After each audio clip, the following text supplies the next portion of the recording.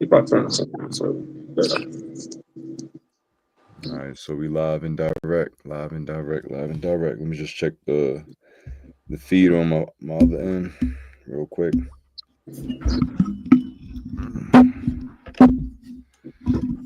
Make sure it went through.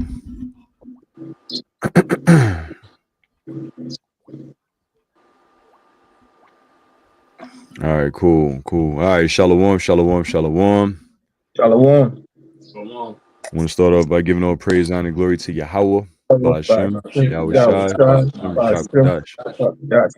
All right, all blessings, honor, glory, and power be unto the Heavenly Father, whose name is Yahweh, through his only begotten Son, our Lord and our Savior, whose name is Yahweh Shai, and double honors to the apostles and the elder bishops of Great Millstone, who taught us his truth, and salutations to the elect scattered abroad throughout the four corners of the earth. We back here again, the men of Great Millstone, the prophets of Yahweh, Ba'ashem, Yahweh Shai, Abarat is our Lord willing.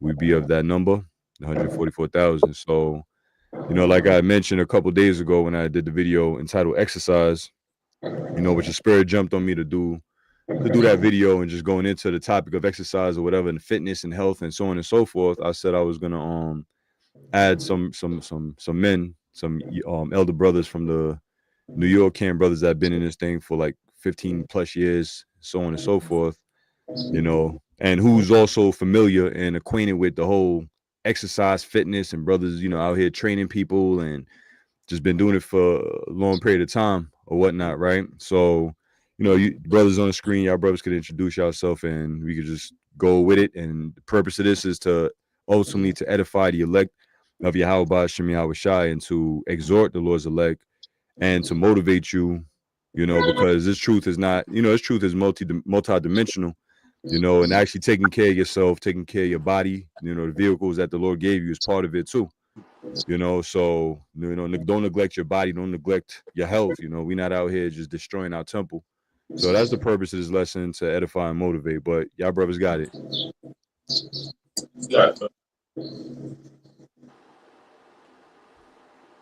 Yeah, Palal and all Q.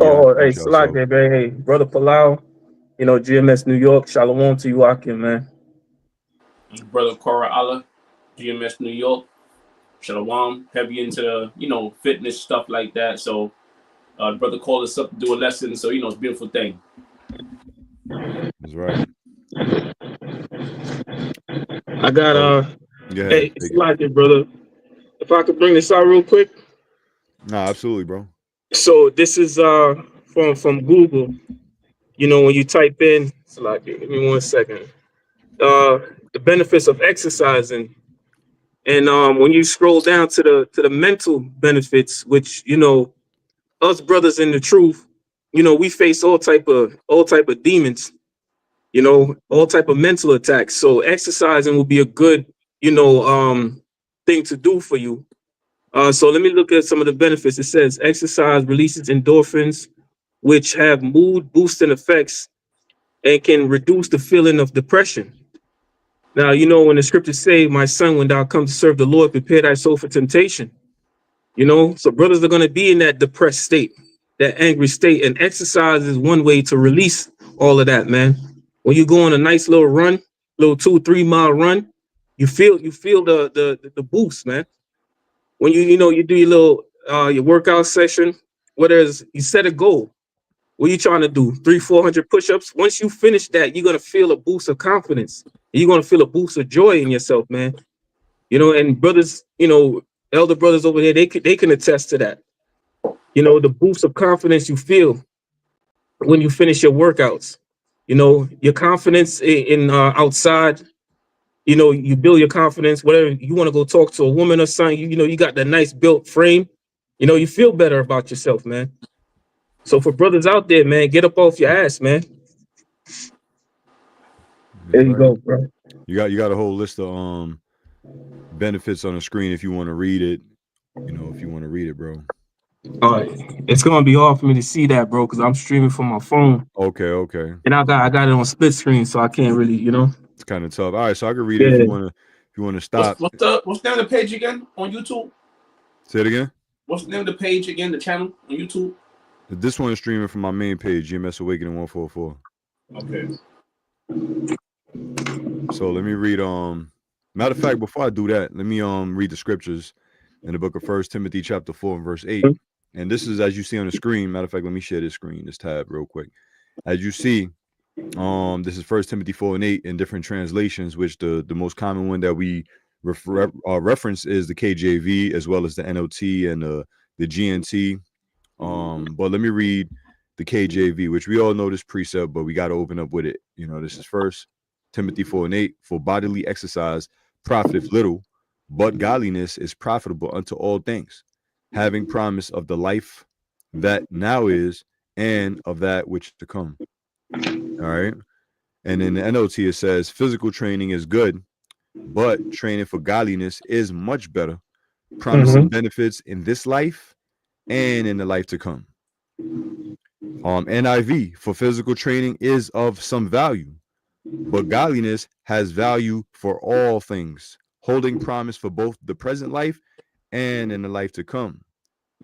So, in other words, you know, training physical is good for this life because we need our bodies in this lifetime. Do we not? Absolutely. You know, we gotta work. You gotta move around. You gotta get up. We in bondage. You know what I'm saying? So at the end of the day, so it's training for life and longevity and just health benefits and like you brought up a couple of examples of better mood improvement, it releases stress and this and that. That's all purposeful for this body. And the reason why it says godliness or spiritual training, which what we doing now is spiritual training because we feeding the Lord's elect. You know, when you do your spiritual things, you know, you read, you study, you teach the Lord's elect, you go on a fast, you apply the scriptures. That's all spiritual benefits that's going to promise beneficial things for you in this lifetime and in the life to come, which is going to be the kingdom. So physical training is not going to transition into the kingdom of heaven at all. You know, but spiritual training will. So what the scriptures is saying is that physical training has values on this side. So, you know, take advantage of it while you still can. And if any brother want to chime in, talk, you know, bring out precepts, go ahead. Right. Yeah. Yeah, I want to get something real quick, brothers, if you don't mind. No, go ahead. You know, because we talk about training as well, but we also got to remember, you know, like they say, basically your training should start in the kitchen, to be honest with you, because you can't be out here just pumping weights and going home and eating every goddamn thing you feel like, man. You know, your body requires certain type of foods. And even our brother Daniel, you know, let me read this real quick.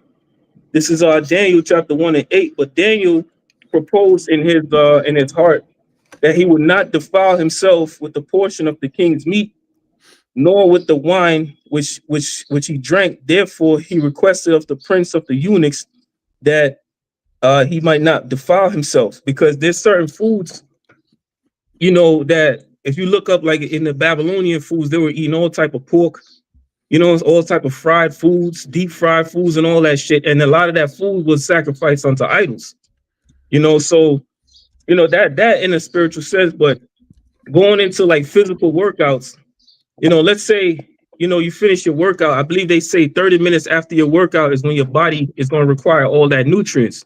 Now, don't go down the fucking street to mom and pop's fried chicken and start stuffing your face with that. Give your body good foods to recover, man. One way to start recovering from a good workout is, you know, build your electrolytes back up, get some lemon water, you know, get some good healthy protein in your body, some baked chicken, some vegetables, you know, something that's going to build you back up. You know, don't go to fucking the next fast food restaurant or nothing, man, because that's basically your workout was basically null and void right now for what you just did. So a proper way, you know, to continue and maintain your body is to study certain herbs, man, which Daniel is going to tell you he's going to eat what? Pulse. Let me read this real quick. It says now, it's like, let me see. All right, verse 10, it said, and the prince of the eunuchs said unto Daniel, I fear my lord the king, who has appointed meats and your drink. Why should he see your face worse likened than the children that are of your sort? So basically, you know, he's basically saying, you know, if you don't eat the king's meat, you're gonna be all malnourished and all that shit. You're gonna be starving. But see, And it shows you that Daniel was going back to the dietary law that we had. And we got to go back to that too. Like I know this scripture, this lesson is basically diet and exercise, which they go hand in hand. Mm-hmm. It's almost like prayer and fasting. They go hand in hand. That's right. It says, I want to get to the part where here in verse 12, it says, prove thy servants, I beseech thee, 10 days, and let them give us pulse to eat and water to drink. Right. So basically, pulse is basically vegetation, man. Daniel basically went on a vegan diet, man, rather than eating the nasty shit that they were cooking. So study these herbs. That's one part of being in His truth. Is not just going out there and cursing the white man out. We also got a dietary law. Teach our people how to eat. Teach our people how to abstain from certain foods. I just wanted to get that, bro. You brothers got it. Right. Even Paul, Paul, all the apostles, they were into the spirit, but they respected athletes that were, physically disciplined. That's why Paul always referred to certain athletes when he made descriptions. He said, "I run not as one that I fight not as one that beats the it." Like shadow boxing, shadow box. That's discipline. You learning something. You training your body to do certain things on instinct. So we doing the same thing, but only with the spirit. Mm-hmm. Right. That's right.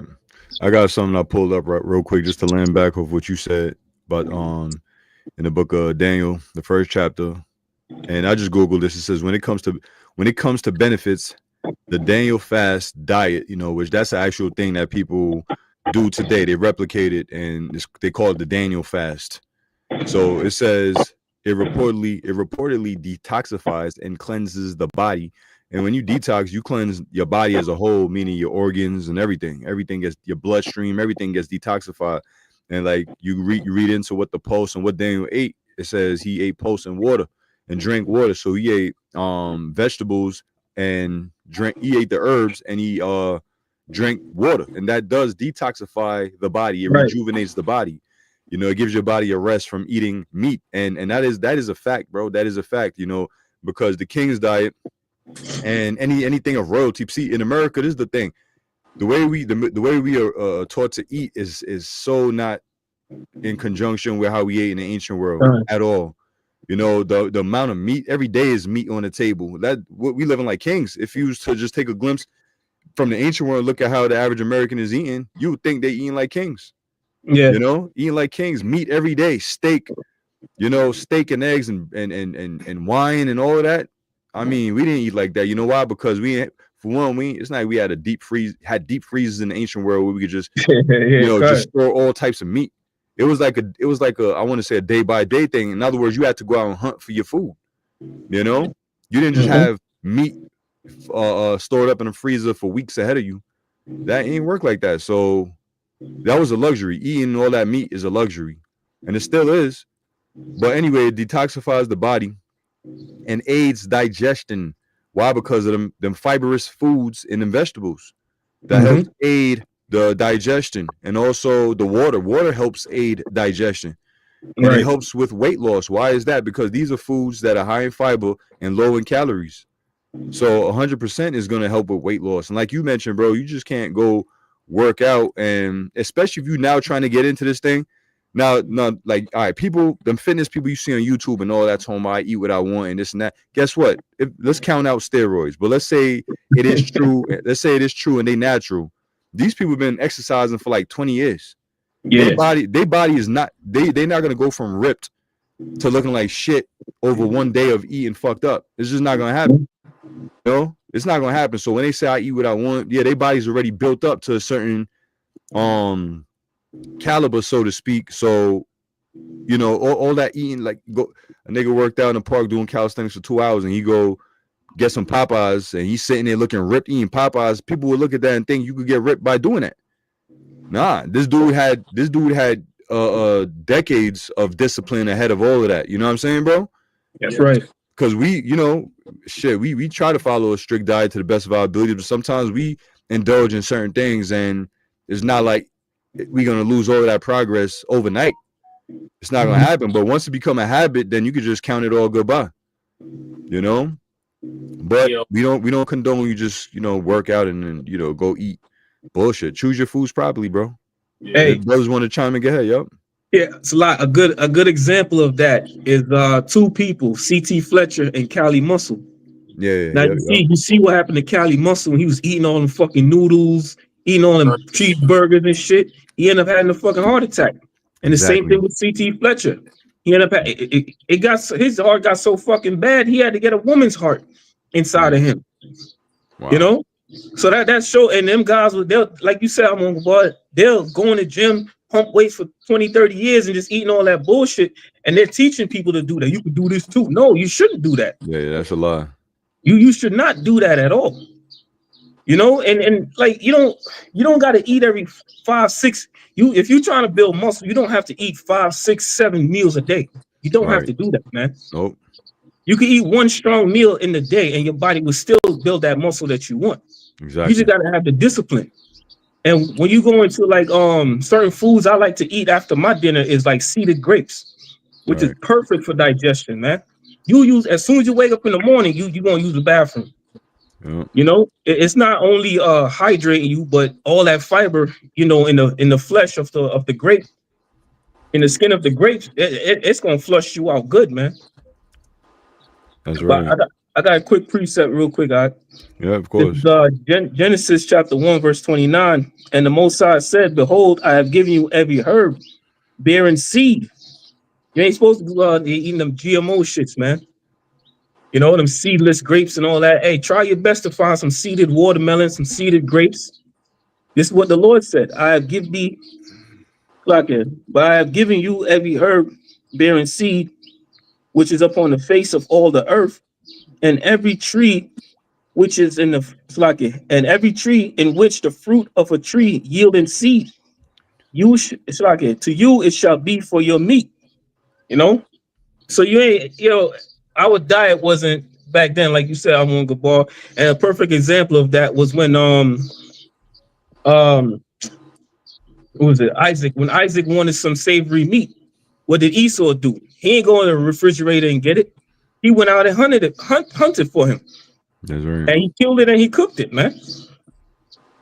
Although we had flocks and we ate meat, but it wasn't a thing that we consumed all the time. Because if you look at the diet over there in the East, it's mainly mixed up of vegetables. Look like some stuff like the Mediterranean diet is mainly vegetables, herbs, and all that, man. Not this American diet that we've adopted. This American diet is basically the king's meat from Daniel. That was it on that. You brothers got it.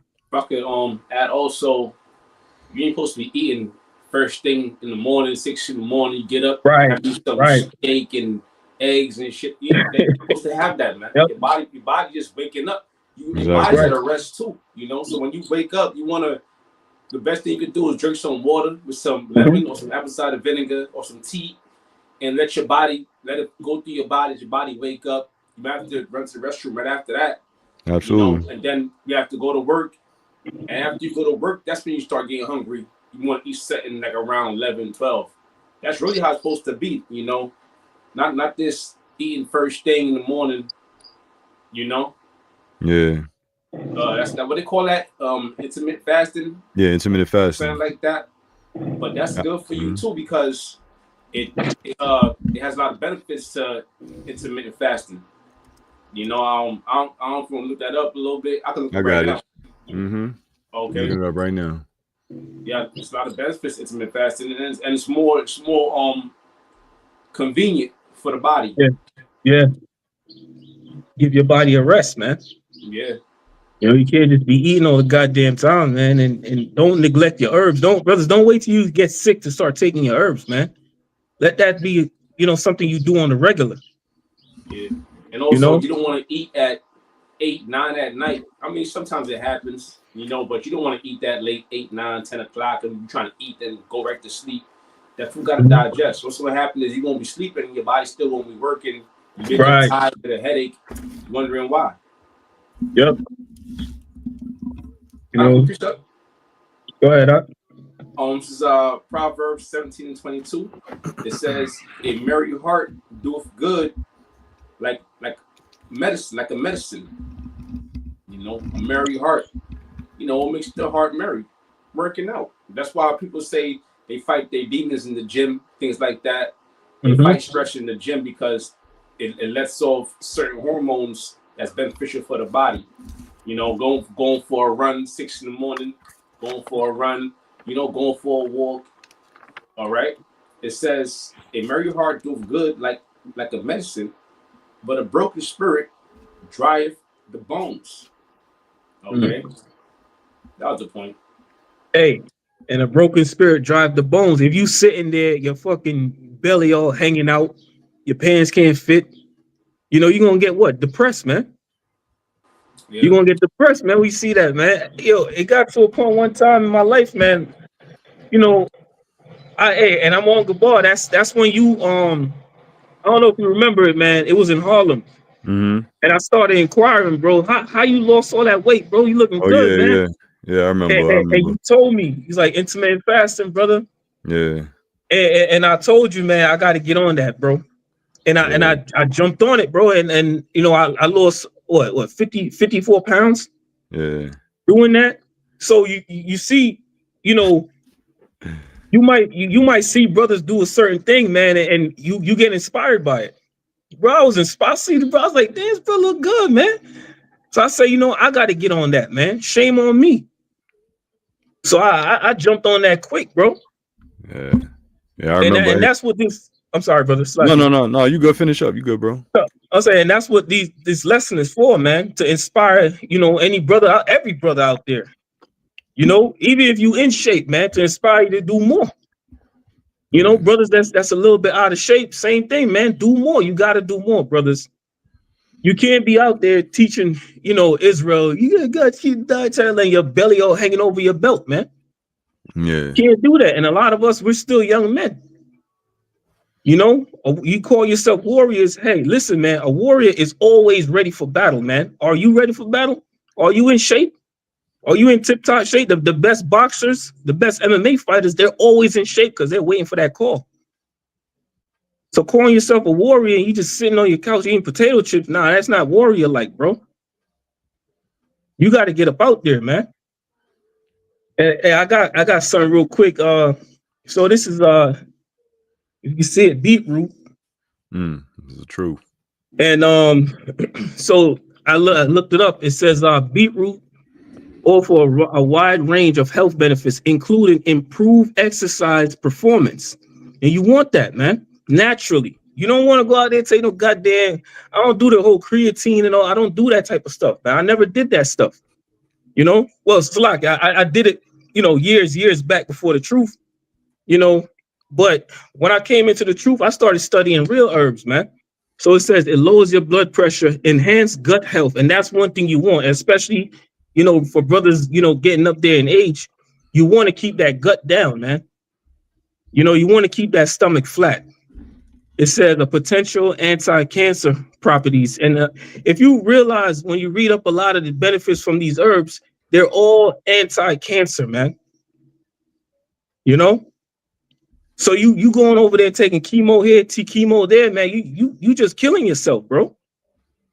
Cancer can be prevented with diet, a right diet, and exercise, man. You got it, brothers. Yeah. So now I just pulled up. I just pulled up beetroot. You know what I'm saying? And you know, there's a balance to everything also, because over consuming certain things, just to throw that out there, you know, you don't want to just be on a strictly beetroot diet or you know, whatever it may be. Yeah. You know, you find one herb you like, and then that's all you want. You know, you gotta learn it first before you just totally indulge, because too much of anything can That's have a right. reverse, you know, effect on your health too. So just be mindful of that. You know what I'm saying? Just be mindful of that. I believe remember at the end of camp that one time, you know, we was talking, the Apostle had made mention of certain see, remember he had mentioned spinach, and he had mentioned you remember, bro? I don't know if y'all remember. I remember because spinach is one of those things that, you know, I love eating spinach, especially those baby spinach and shit. But it can't, you know, spinach has something. I don't remember exactly what the name is, but if I remember, I'll look it up. But you look into it, you know, it has something where it could affect certain people in a certain way, you know, they say, you know, but, you know, from my years or whatever of eating spinach and beets, you Mm-hmm. know, Lord have mercy. I mean, we still good, you know, but just something to be mindful of too, you know. Yeah. And yeah, and also too, you had mentioned brothers brought up intermittent fasting. I had on the screen the benefits of intermittent fasting because you asked me if I remember that day. I remember that day. And do you remember the day? I'm talking about probably like, I don't know, like 15 years ago, 14 or something, 13 even, I don't know. When I was like, yo, bro, I want to get big. I want to get jacked. And I hit you up. Yeah, You was the brother I hit up. I remember So that. yeah, so we had like a hour and change conversation over the phone, and the brother was Yeah, just running me through, you know, how he do things in the gym and blah blah blah. And then, you know, after that, I did blow up. I did fucking get big, you know. definitely did.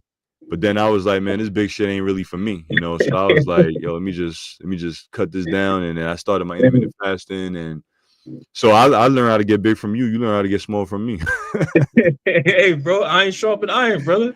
Yeah, That's how it works. We gotta inspire each other, man. yeah, You know, yeah, and yeah. my cousin, man, he's big on working out, man. Yeah, Shimon, You yep. know, and it's like I love working out with him because it's like a friendly competition. Yeah, You know, that brother, he'll murder me in squats, but when it comes to the bench press, you know, I'll torture him. But the main part about it is that friendly competition that you gotta have, man. You gotta yeah, do something to boost each other's morale, man. To boost yeah, your brother up, man. And that's what we like to do. You know, at Great Mills, we like to inspire brothers to be better, man. You definitely. know, can't just stay on the same level all the time. Hey, you know, I'm one good boy. You should probably, you know, let brothers know a little bit about, you know, your routine, your little workout routine. And same thing Well, with you, Corala. I just do calisthenics now, man. And like I said, you know, my body, we getting older. You know, brothers getting older. We're not old, but we're getting older, and the body's gonna change. You know what I'm saying? And you know, you gotta know your body. That's number one, and listen to it. You know, aches and pains and shit like that. A lot of, you know, weights could really fuck you up over time. You know, I mentioned that in the last video. So Mm-hmm. long story short, all I'm doing right now is calisthenics and a lot of reps. You know, personally, I do something I call 12 by 12s, or I even call it 144s. What it is 12 pull-ups, 12 dips, 12 squats, 12 push-ups. And that's one set. And I repeat that 12 times. So at the end of the whole workout, it's 144 reps of each exercise, 144 pull-ups, dips, squats, and push-ups. And typically, if it's just that I'm doing, that's like a 30 minute the fastest is a 30-minute routine, and anywhere from 30 to 45 minutes or whatever. If I'm procrastinating, it could be an hour, you know. And then other days, if I want to add something to it and go a little harder, you know, just throw on a weight vest or add some weights to the squats or weights to the pull-ups or weights to the dips and shit like that, or even a couple muscle ups. But that's pretty much it, bro. I'm all about just doing calisthenics right now at the moment, you know, and just high reps.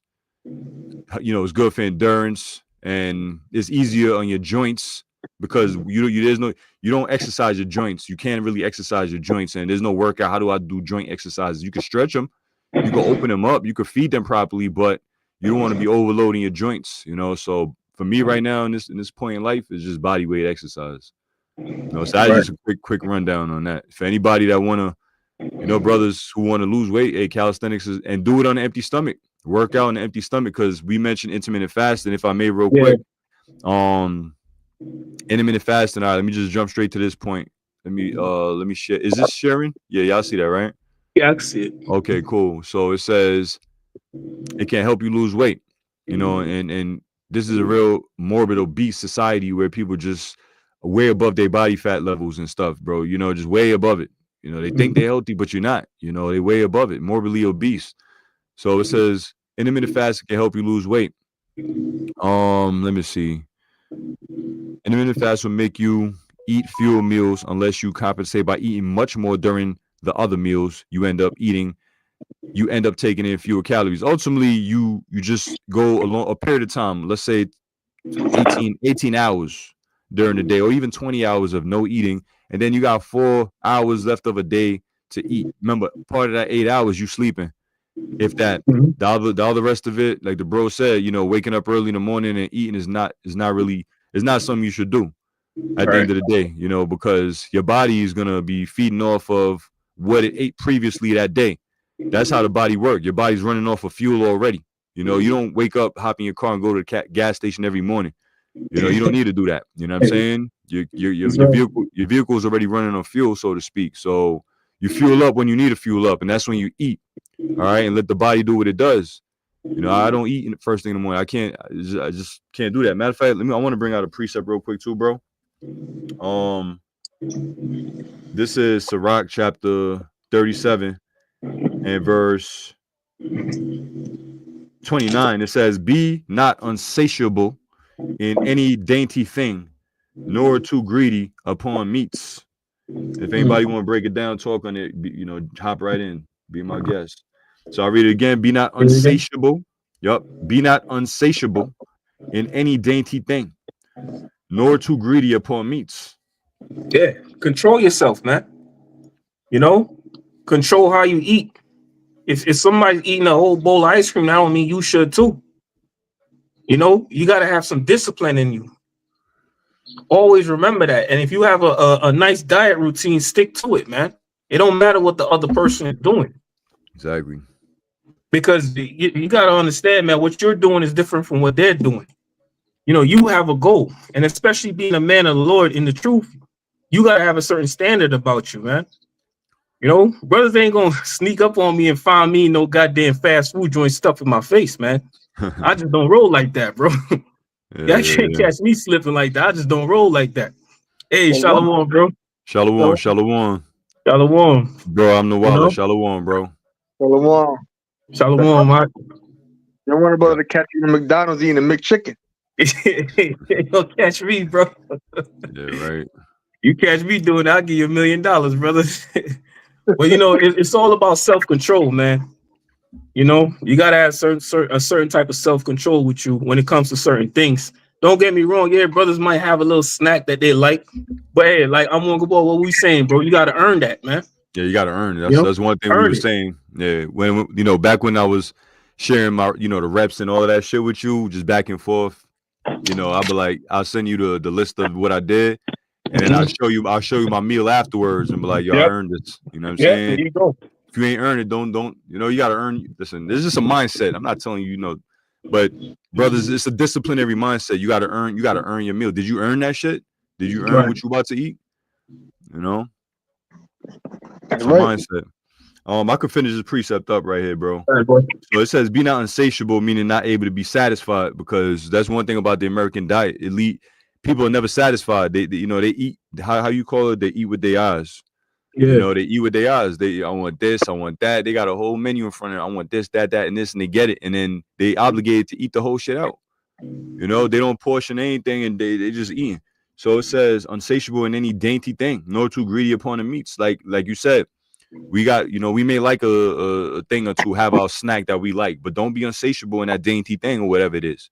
Right. Have self-control, have discipline. Don't be that, that guy that's just going through tubs of ice cream. You take one spoon and it opened up your eyes, and now you got to eat the whole shit. Next thing you know, you done ate 1,500 calories, bro, in ice cream, something that ain't gonna do nothing for you.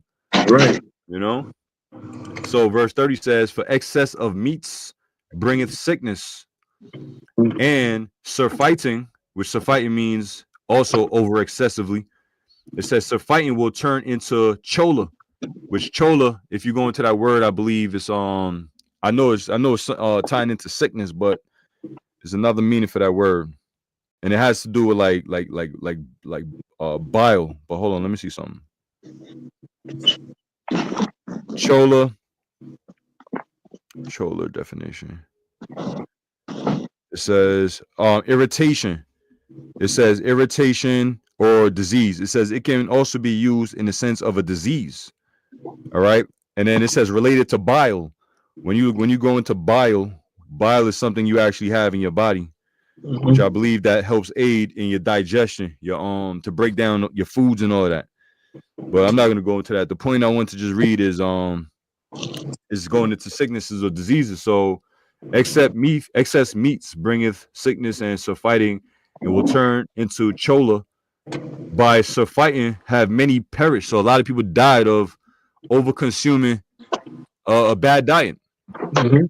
You know, it says, but he that taketh heed prolongeth his life. So that's showing you that a good diet can contribute to what? Longevity. Right. I mean, we ain't saying, I'm gonna eat good, live good, so I can live here in Babylon for the rest of my life. That's not even a mentality. You're just taking care of yourself for the time being. Yeah, bro. Who want to die? Who want to be laid out in the hospital bed? That's come on, bro. That's not the life. We know we've seen it. It's not the life. You know what I mean? Nothing in this society is the life. But at the same time, the scriptures say, if a brother want to get that, or I could get it and a brother could read it, but about how it's better to be poor but a good state of health than to be rich and to be sick. See if I can find that. But y'all got it though. Hold on 1 second. That's right, man. Like brothers get into the topic of health and all of that. That's actually important, man. You can't be drinking, Welch's grape soda and root beer and all of that. Like you gotta eat healthy to the best of your ability, man. And we all got the ability we all had the ability to do that, but all of us don't have the discipline to do it. Mm-hmm. Yeah. You know what I mean? I got that scripture you called for. I'm gonna go, ball. Yeah, If you finish your statement, I'm good. Go ahead. okay. This is Sirach chapter 30, verse 14. This is in the GNT. It says, "It is better to be poor but strong and healthy than to be rich but poor in health." So it says it's better to be poor but strong and healthy. Hey, man, we poor, but guess what, man? We got our health and our strength, man. As than to be rich but poor in health, because how you gonna enjoy that rich? How you gonna enjoy your riches? You in and out the fucking hospital. The doctor said next week you come back, I gotta cut your fucking foot off because of the diabetes or the sugar, like Dick like to say. Yep. It says a sound and healthy body. It says a sound and healthy body and a cheerful attitude are more valuable than gold and jewels. And remember when I brought out earlier how exercise for mental health, how it boosts your basically boosts your joy, man. Exercise is excellent for your mental health. So really, if you're going through some type of depression, stress, anxiety, one of the best things you could do, brothers, is get your ass up and go outside and go on a run. Go on a run or go on a nice walk in nature, man. Do some push-ups, set a goal. All right, man, you know what? It might take a while, but I'm gonna do like 300 push-ups today. I'm gonna do 400 squats. And I promise you, you're gonna feel good about yourself right after that, man. So it says, nothing can make you richer. It's like nothing can make you richer or give you greater happiness than those two things. It is better to be dead. That's basically it, man. Matter of fact, no. It is better to be dead, asleep forever, than to live in misery of chronic illnesses, man. And a lot of chronic illnesses start with what? Your fucking diet, brothers. You gotta take care of what you eat, man, and stop overindulging, man. Stop stuffing your face every goddamn day. And drinking is is another thing. Shit, I like to drink, but I know not to drink every goddamn day. Yeah. I'm not. I know not to. Wake up. Good. No, man, it's not that. That's not enjoyable, man. Not no more. as As a young man, you more like really don't care because you don't know you more vain than ever. When you get older, you get that understanding about it. You understand you shouldn't drink like that. You shouldn't eat like that. Right. It's important. That's right, man. Right. So it says the finest foods mean nothing if you are too sick to eat it. It might be as well offered to an idol, but there is no point in offering slack. Let me forgive me, brother, slack it. But there's no point in offering food to an idol. It can't eat it or smell it. It is just the same as someone with the Lord who is just the same with someone whom the Lord has afflicted. He looks at his foods and sigh like a castrated man hugging a young woman. Cause you all jacked up, man. You know, you got tubes all up in you. You know, when you watch that freaking that show, My 600 Pound Life, and you look at these people, man, they got a demon on them, man. You know, and for the people that's going out there feeding them the foods that they want, you got an even bigger demon on you. Mm-hmm. That's damn near murder, bro. You murdering that person. But the point is, man, the scriptures speak about, man, a healthy body, man. And that's why I said we can't just go out there and teach Jake, to curse out Esau. Nah, man, there's a whole nother aspect to this truth, man. Exactly. And your diet is a big part of it. You want to be strong to be out there in the elements, man. Right. Brothers got it. I got some. The book of Proverbs chapter 23, verse 20.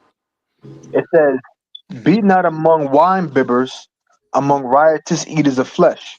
Now, that doesn't mean that you can't drink, but it says, "Be not among wine bibbers," guys that got to drink all the time. Right. You see a guy, and half the time you see him, he got a cup in his hand, or he got a bottle in his hand with some alcohol in it. That's a guy that lack discipline. Really, that's a wine bibber. You know what I mean? Right. Among wine bibbers, among riotous eaters of flesh. Now it's nothing wrong with eating, but it said don't be among riotous eaters of flesh. In other words, people that are like gluttons. Because this verse is heavily talking about, we can't overindulge.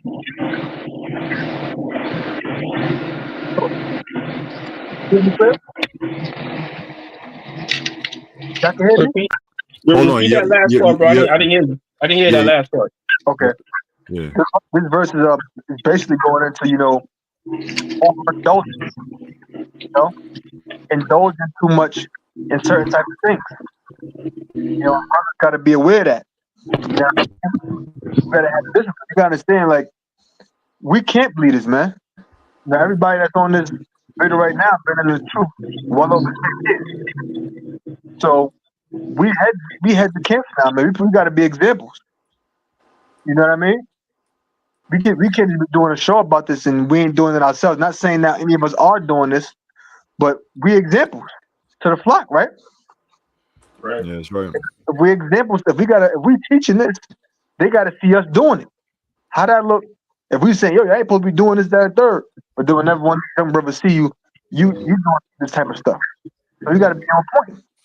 For the drunkard and the glutton shall come to poverty, right? The drunkard and the glutton, they will come to poverty. Mm-hmm.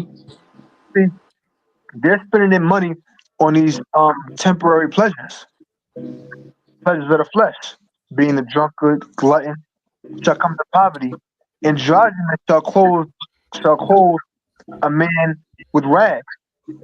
Right. So it says a man with rags. So basically, if you got rags, you're in poverty. When it says drowsiness shall clothe a man with rags, basically what it's alluded to is that this person is a wine bibber. This person is a drunkard. This person is a glutton. And drowsiness is what's clothing them. Why? Because if you're a person that's a drunkard and you're a person that's a glutton, then guess what? You're not really a person that's active like that. Drowsiness is going to cover you. Why? Because drowsiness is going to cover a man that's the rag because you're impoverished. You done wasted all your wealth. Right. Man, that's a drunkard. You ever notice something? A lot of these homeless people in the street, a lot of them are what? They're alcoholics, right or wrong. Yeah. You can't maintain a job if you're alcoholic. So drowsiness is what covers them. That's slugged like nature. You see these Ecuadorians, you see these Ecuadorians, these Ishkarites out there in the street, these Jakes, they be drunk with alcohol. You can't maintain a job being an alcoholic. Can't maintain a job being an alcoholic. So drowsiness is what's covering them. They're gluttons. Drowsiness shall cover a man with rags. So he ain't got nothing. He's basically not clothed. But one thing that is covering him is his drowsiness, his sluggishness. You know what I mean? That's how it is out there, man. That's something that people gotta take heed to. You know what I mean? There's nothing wrong with drinking every now and then. There's no scripture that says that you can't drink. There's no such scripture that says you can't do that. But the scripture also say that it got to be in moderation. You know what I'm saying? Yeah. So excessive eating and excessive drinking, it brings drowsiness upon you. You unfit for being in business. You unfit. You idle. You slothful, and you got nothing on your back, and you covered in rags, man. That's important, man. You know, how would it look like you on a construction site, hypothetically speaking, and you got a drunk dude working a chipping gun?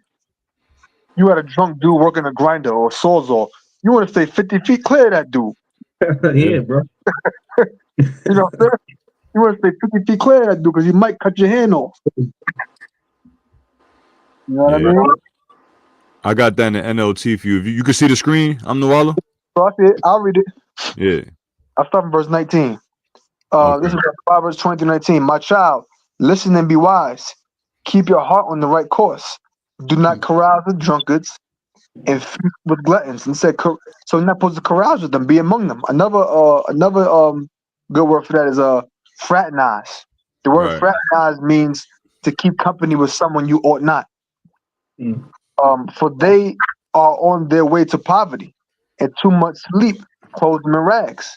See, they're on the way to poverty because they're drunkards, they're gluttons, and too much sleep clothes them in rags. Right. So if you're a person that's a drunkard, if you're a person that's a glutton, guess what?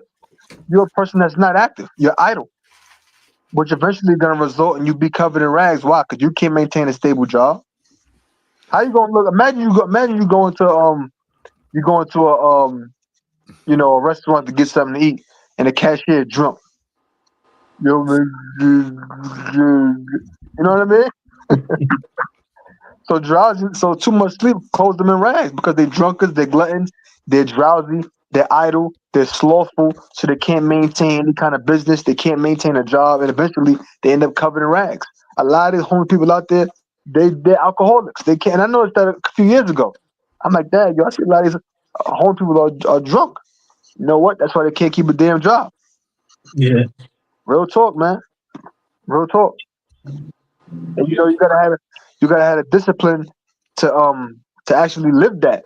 To live these scriptures, man. Yeah, well, you can drink a little bit. You can, but you gotta know when you're doing too much. Mm-hmm. You're doing too much when you gotta hide it from somebody. You know what I'm saying? When you gotta hide it from somebody, you know you're doing too much, man. Yeah. Yeah, that's a fact. Cause that's that guilt conscious. Yeah, exactly. You gotta have you drinking somewhere, and let's say somebody call your name, or who someone else just called me. You gotta put the drink down behind somebody's leg and go through what the person wants. You know what I mean? Yeah. You're doing too much right there. Oh, hold on, let me hurry and drink this. You know what I mean? Yeah, that's a bad position to be in, man. Talk. It's a bad position to be in. You gotta find something else to bring you joy, man. Yeah. Yeah. And that's why one of the escapes is exercise. Right. They're not saying get big, get swollen. You want to be the biggest guy, the strongest guy. No, it's not a competition with other people. It's a you versus you thing. So you benefit in yourself. You know your weaknesses. Oh, I want to walk. I get my walks in my knees weak. My back hurt. I want to strengthen my back. You know your personal weaknesses and your personal strengths. But one thing to really help you especially take you off drugs, is exercising. You know. Yeah. Yeah. Uh, 1 Corinthians 6:19. It says, "What? Know you not that your body is a temple of the Holy Spirit, which is in you, which ye have of the Most High, and that's spiritually, mentally, and physically. And you are not your own." Right. So being your body being a temple, there's some things you don't want to do. Like you don't want to do drugs, right?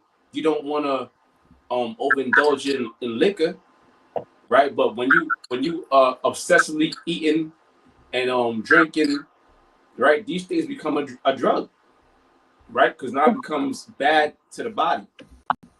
Now, how you gonna do the works if you sick, right? If you constantly going in and out the hospital, it's not gonna look good. That's a point. Yeah, if you go in and out the hospital, and it's your fault, because of your negligence. You decided you wanted to go, eat the fried chicken instead of some vegetables or something, man. Your diet puts you in the hospital, bro. Yeah, the Most High ain't just create meat, brothers. Right. Meat not the only thing the Most High created to eat. Like, oh, you got lamb, you got chicken, you got goat, you got cow, you got bison, you got this, you got that. And then somebody says, "What you eating, brother?" I got some chicken right here. I got some lamb. I got some beef. I got some. Man, you ain't got no food. How you going? You ain't got no vegetables. How you gonna get the fiber to use the damn bathroom? Yeah. Right. You know what I mean? I got something. Yeah. Okay. This is the book of Proverbs, chapter 25, verse 16. Okay. Now, ultimately, this is talking about the knowledge, but let's go into the scripture. Right? Check this out. Proverbs 25 and 16. Has thou found honey? Eat so much as is sufficient for thee, lest Right. thou be filled therewith and vomit it. Now, ultimately, we know the honey or the honeycomb is talking about the wisdom, knowledge, and understanding of the scriptures. We know that, but also at the same time, check this out. Also at the same time, if you look at actual honey, what happens if you eat too much actual honey? What happens is, if you eat too much honey, it can cause you to get diarrhea. That can happen. Mm-hmm. You know what I'm saying? You get too much honey. So too much of anything is bad for you. If you you go into the scripture, you try to get too deep, then you can end up destroying yourself. You eat too much of honey, it can cause you to get you can get sick. If you eat too much food, you can get sick. You know, and on top of that, brothers, came in the truth when they was teenagers. Brothers in the camp now, brothers is pushing 40. You got certain brothers pushing 40. Certain brothers probably over 40. You got to start doing something with your, with your health physically. Now, ultimately, we know the scriptures say in 1 Timothy 4:8, bodily exercise profit of little. You got to throw that out there. Oh, there you go. He got too much honey. I'll read it. Mm-hmm. From the New Health Advisor, it says, consuming excessive amounts of honey can lead to digestive issues such as stomach cramps, bloating, diarrhea, and constipation. Too much honey affects the way your body absorbs nutrients, and the problem persists even when there is no honey in the system. Other side effects of consuming too much honey include changes in blood sugar levels. Now, what happens with that? When that happens is your body, when you got high blood sugar, what happens is your pancreas starts to produce insulin to lower those levels. And once that happens, guess what eventually happens after a while? You start feeling drowsy. They call that the itis. You start feeling tired. Allergy symptoms, interaction with medication, risk of tooth decay, impact on weight gain, and nutritional deficiencies. All of that's true. You know what I'm saying? All of that's true, man. Mm-hmm. All of that's true. So bro's gotta you gotta take heed of that, man. Bro shouldn't be seeing you, and every time I see you, you eating a glazed donut. The worst thing you could eat. Huh? It's the worst thing you could eat. Worst thing to eat is glazed donut. Fried bread with sugar on top. Exactly. Recipe for disaster. You know what I'm saying? Eating a damn bear claw. I mean, now don't get me wrong. Sometimes you might eat junk every now and then, but you gotta know you know yourself, or you should know yourself. See, because what happens is people out there, they deceive themselves. See, it's like this. Let me give you what I mean by that. They'll deceive themselves like this, like, oh well, I can eat a little junk now and then, but it ain't like you. It's not like you earn, like I was saying earlier. Yeah, you gotta earn. You sitting on your ass all day. You sitting on your behind all day. You got a whole pack of double chocolate donuts. Mhm. You know what I'm saying? Triple chocolate. Triple chocolate donuts, 350 calories per donut. You know what I'm saying? And you wonder why diabetes running your family. And when you look at Jake, you could go on Google and you look it up, type in fast food restaurants, black neighborhoods. Jake got 2 times more fast food restaurants in their neighborhoods than white neighborhoods. And you Yep. wonder why Jake got heart disease. You wonder why they obese. You wonder why they got diabetes. They don't eat right, man. You know what I'm saying? Right. I got a quick precept. Yeah, bro. This is let's train pass real quick. This is the book of Sirach, chapter 31, verse 23. It says, "Whoso is liberal of his meat, men shall speak well of him, and the report of his good housekeeping will be believed." You know, and that's basically what we're going into, man. You know, take care of your diet, and we're teaching other men to do the same. You know, so you can't really come and say, "Oh, well, these guys from Great Millstone, they eat like shit." No, you can't say nothing. You can't say that about us, man. Because if we catch a brother eating a certain thing, you ought not, then we gonna get on his ass, man. So you gotta be mindful of the things you eat, mindful of the things you put in your temple. Mm-hmm. Yeah. You know, that was it. You know, it's a good hack or something you can really eat with your food. Even if you're eating healthy, it's good to always have something like for vegetables. It's good to have something like pickles, like pickled onions, pickled cabbage, which is like sauerkraut. You know, pickled red onions. It's good because it has things like Yeah. fiber, right? Which the apostles go into this all the time. You know, brothers at the end of camp. It has things for your gut health, your immune system. So it's good to always try to consume a little bit of that when you're eating your food. You know, people think sauerkraut and pickles. They just put the pickles there next to them. You get a burger, you order burger and fries, then they give you a pickle next to it, and then people eat the burger and fries and they don't want the pickle, they want the way it tastes. But the pickle is really there to really balance out all that carbs, all the carbs you're taking in, and to help you digest your food better. Right. Yeah, That I would like make sense to. because of the acid in the pickled. Yeah, You know, it's acidic, so it should help break down food faster. that's right. That's right. Yep. And then they pick out, mostly they pick out the what you call it. You just said it, the pickles and the onions, which are both acidic and help break down the food and just the American diet is all out of whack. And I got this article, the bro Nawala had mentioned. I don't know if he was reading that or seeing that, bro, but this is entitled "Fast Food Chains Disproportionately Target Black Communities." Right. This is published February 12, 2021. I So can let see me me, right? see. Yeah. Okay, cool. You there.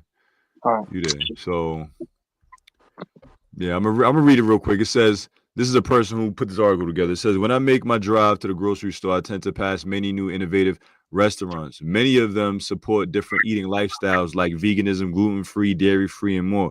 But when I travel to low-income areas, there seem to be more fast food chains and liquor stores that are easier to commute to.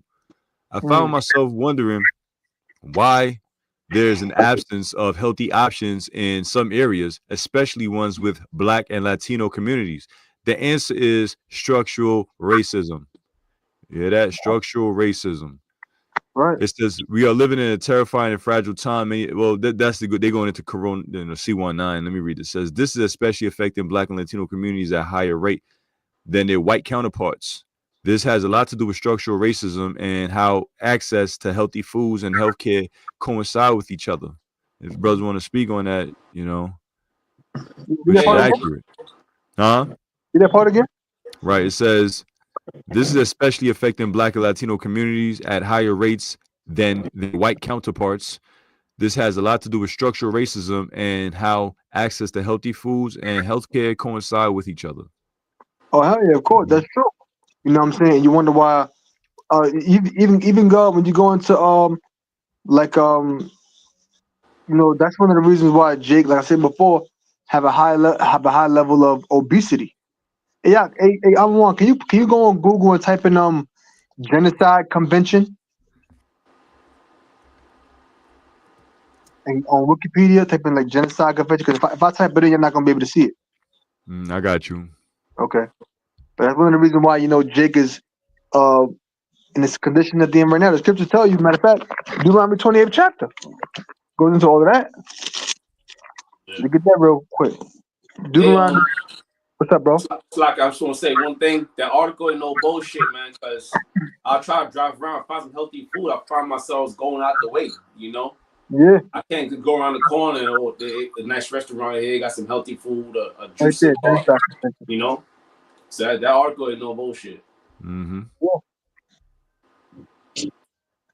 So I got Genocide Convention right there on the screen whenever you're ready for that, bro. You can click on that on going to Wikipedia. It's on Wikipedia. Oh, it's not sharing? Oh, my fault. Let me share And that. I see it. Yeah. Can you scroll down? Okay. It'll give you different definitions of what genocide is. There you go. Right where it said definition genocide. All Can right. you zoom in? I can read it. Okay, so it gives you definitions of genocide. Right? Check this out. Article 2 of the Genocide Convention defines genocide as any of the following acts committed with the intent to destroy. Can you zoom in a little bit more, bro? If possible. That's good. Any of the following acts committed with intent to destroy, in whole or in part, a national, ethical, racial, or religious group as such, killing members of the group. So think of lynching. Think of Jake getting gunned down by cops. Think of abortion, causing serious bodily or mental harm to members of the group. Same thing. Deliberately inflicting on the group conditions of life calculated to bring about the physical destruction in whole or in part. Ain't that what they're doing with the fast restaurant drink neighborhoods? Yep. That's genocide right there. Heart disease is the number one killer of American citizens, and you definitely believe it's number one among Jake. Imposing measures intended to prevent births within a group, abortion. Forcibly transferring children of the group to another group. That's why you see all of these Edomites adopting Jake babies. They call it transracial adoption. So you gotta understand, like we're in a war. We're in a war. See, what Esau has done, Esau has become more shrewd. He has become more intelligent in his ways of engaging in his wickedness. See, before, Esau could only get rid of Jake by, gunning us down in the street, hanging us. Now they said, no. That's no longer acceptable. Society changed. You can't just go around hanging Jake from trees like it's acceptable. You got to find new ways. You know what we're going to do? We're going to put a McDonald's in the neighborhood. We're going to put a Burger King. We can put a White Castle. We can put a Crown Fried Chicken, a Mama's Fried Chicken, a Papa's Fried Chicken, a Kentucky Fried Chicken, a Popeye's Fried Chicken, a Church's Chicken. You can put a Taco Bell. You can put all of that stuff in your neighborhood. And guess what? Right next to one Jake neighborhood, it's another Jake neighborhood right next to it. When you think of the Esau got something called residential segregation. When you segregate people based upon residential areas. You know what I mean? Right. And that was going on for a long time. So once you leave one Jake neighborhood, if you're in Brooklyn, you in East New York, but right next to East New York is Brownsville. Oh, you in Crown Heights? Oh, guess what? Right, you're in Flatbush now. So you got to go out the way just to find something good. Yeah. Yeah, bro. Yeah, no, I was gonna say they make it inconvenient. Exactly, they make it inconvenient. You know what I'm saying? You got to go. It wasn't until Jake neighborhood started getting gentrified that you finally started to see, kale. Jake know what the hell kale was 20 years ago. You know what I'm saying? Jake know what the hell kale was. Yeah. Only vegetable Jake knew about was a lettuce and tomato, and that was on the hero. Right or Ain't no wrong? lie, bro. No lie. Ain't no lie about that, bro. Kale. You know what I'm saying? Jake know what the hell kale was. Watercress. What the hell is that? I'm saying? And you wonder why Jake is so overweight. You know what I mean? We got to be that same way, man. Even years ago, the Pastor had bros working out. Mm-hmm. I mean, bro's gotta eat right, you know what I'm saying? Work out. That's important. We know bodily exercise profit little, but the scripture also say that having a sound, because you know the spirit is ultimately the greatest thing. But you also want to have a sound body too. Yep. So you got brothers in the camp that may have ailments, but a lot of that stuff is their fault. Self-inflicted. It's self-inflicted. It's what it is, man. You gotta take accountability. Keep me drinking soda all the damn time, man. Oh, let's go to root beer. Like, really, brother? I mean, come on, man. Did you read? Salaka, did anybody read Ecclesiastes 30 with bet is the poor? Yeah, I read that. Oh, you read it earlier. I read it that once. Yeah, you can read that again for the bro. Read it to verse all the way down to 17 again, if you hadn't gone that far. Yeah, let me Ecclesiasticus chapter 30, verse 14. It says, better is the poor being sound and strong of constitution than a rich man that is afflicted in his body. See that? It's better to be poor and be sound than to be rich man and be afflicted in his body. Because you could be rich, but your body could be afflicted. You got 80-something-year-old dudes or 67, 77-year-old people that got a lot of wealth, but the amount of wealth that they have can't solve their physical ailments. You know what I mean? They gotta get they're on their third heart transplant. You know what I'm saying? They're on their third heart transplant. They go ahead. Oh, they're on their third heart transplant. They could barely even walk. They're confined to a chair. They can't even go to the bathroom. They got a diaper on. But yeah, you may be wealthy. Like, look at Kanye West. Right? Yeah. Kanye West, he got money, but he's mentally ill. He's messed up. But guess what? Our bodies are more sound than his, even though we don't even got the wealth he has. You know what I mean? More than that? Right. Yeah, there's more. Verse 15. It says, health and good estate of body are above all gold. See? Health. And say it again, health and what? It says, health and good estate of body are above all gold. See, health and good estate of body are above all gold, because gold is a material thing. Gold is a form of currency. Your health and your body is you. It's something that you actually need in order to survive.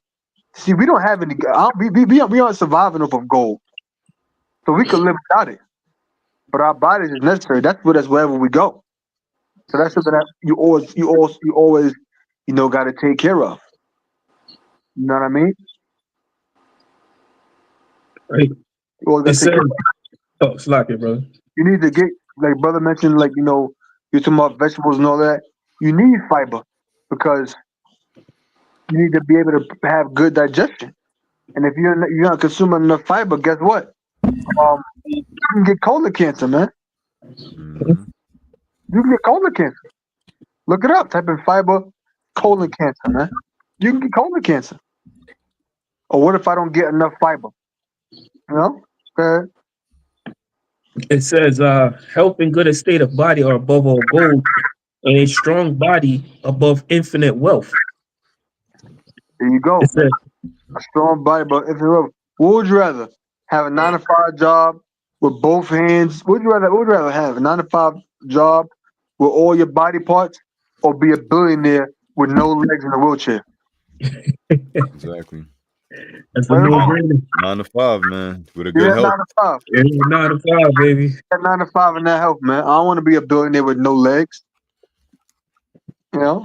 I don't want to be like Christopher Reeves. Yeah, look at what's that dude name? Remember Stephen Hawkins, that Edomite that died? Yeah. Well, he, he was rich, had money and all of that. But look at his condition. I'd rather stay right here Yeah, than exactly. to be that nigga. You know what I'm saying? He was talking through a damn Wi-Fi. Oh, God. He was talking through the internet, man. I don't want to be like him.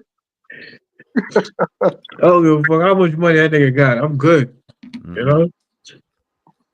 My job ain't that bad. Yeah, right. That's right, brother. Because really, that's hell. That's actually hell. That's what it means to be in hell right there. Stephen Hawkins, and guess what? He coming back to be in hell again. in the kingdom of heaven. So he was in hell twice in his last two existence. He was in hell twice. Like a two-time loser, like we used to say. Yeah, 2 times. Verse 16, it says, "There's no riches above a sound body, and no joy above the joy of the heart. Death is better than continual sorrow." It's like it. Death is better. It's like it. Death is better than a bitter life or continual sickness. You know, if I say something about that, Yeah. you know, you see a lot of people in the hospital on their deathbed, you know, damn near can't move in a vegetable state, and you know the family want to keep them alive. Like, come on, man, let them go, bro. You know, if I was in a state like that, y'all better let me go. You know what I'm saying? I don't want to fucking walk around with one leg, you know what I'm saying, one arm cut off, half my body can't fuck. You know, people that got had like strokes, half their bodies can't even move them. I don't live like that, man. Well, you ain't gonna be able to walk around with one leg. Now you need me with the crutches. You know what I'm saying? I don't want to, you know, it's better. And I always ask myself, man, why don't they just let them people go, man? Mm-hmm. What you trying to keep them alive for? To suffer more? You know, and doctors, man, a lot of doctors, bro, they're Satan reincarnated, bro. You know what I'm saying? Because some of the patients that you see roll into the hospital, you just like, yo, man, a righteous man would say, yo, just let this man go. But these motherfuckers go above and beyond to save them, bro. Yeah, because there's money involved. Because there's money involved. You know what I'm saying? Keep them alive is money. Is a hospital bill, is your insurance, either the hospital bill out of pocket or insurance. So either way, is money involved. That's why, yeah, and Esau is the damn devil because of that, man. That's some evil shit, bro. And the cause of that, for the most part, you know, you got niggas who be hating. One nigga on the job talking about I think I'm the Waller froze. I mean, oh no, your image froze. Let me see. Okay, you good now? You just smiling on the screen for like a hot smiling the whole time.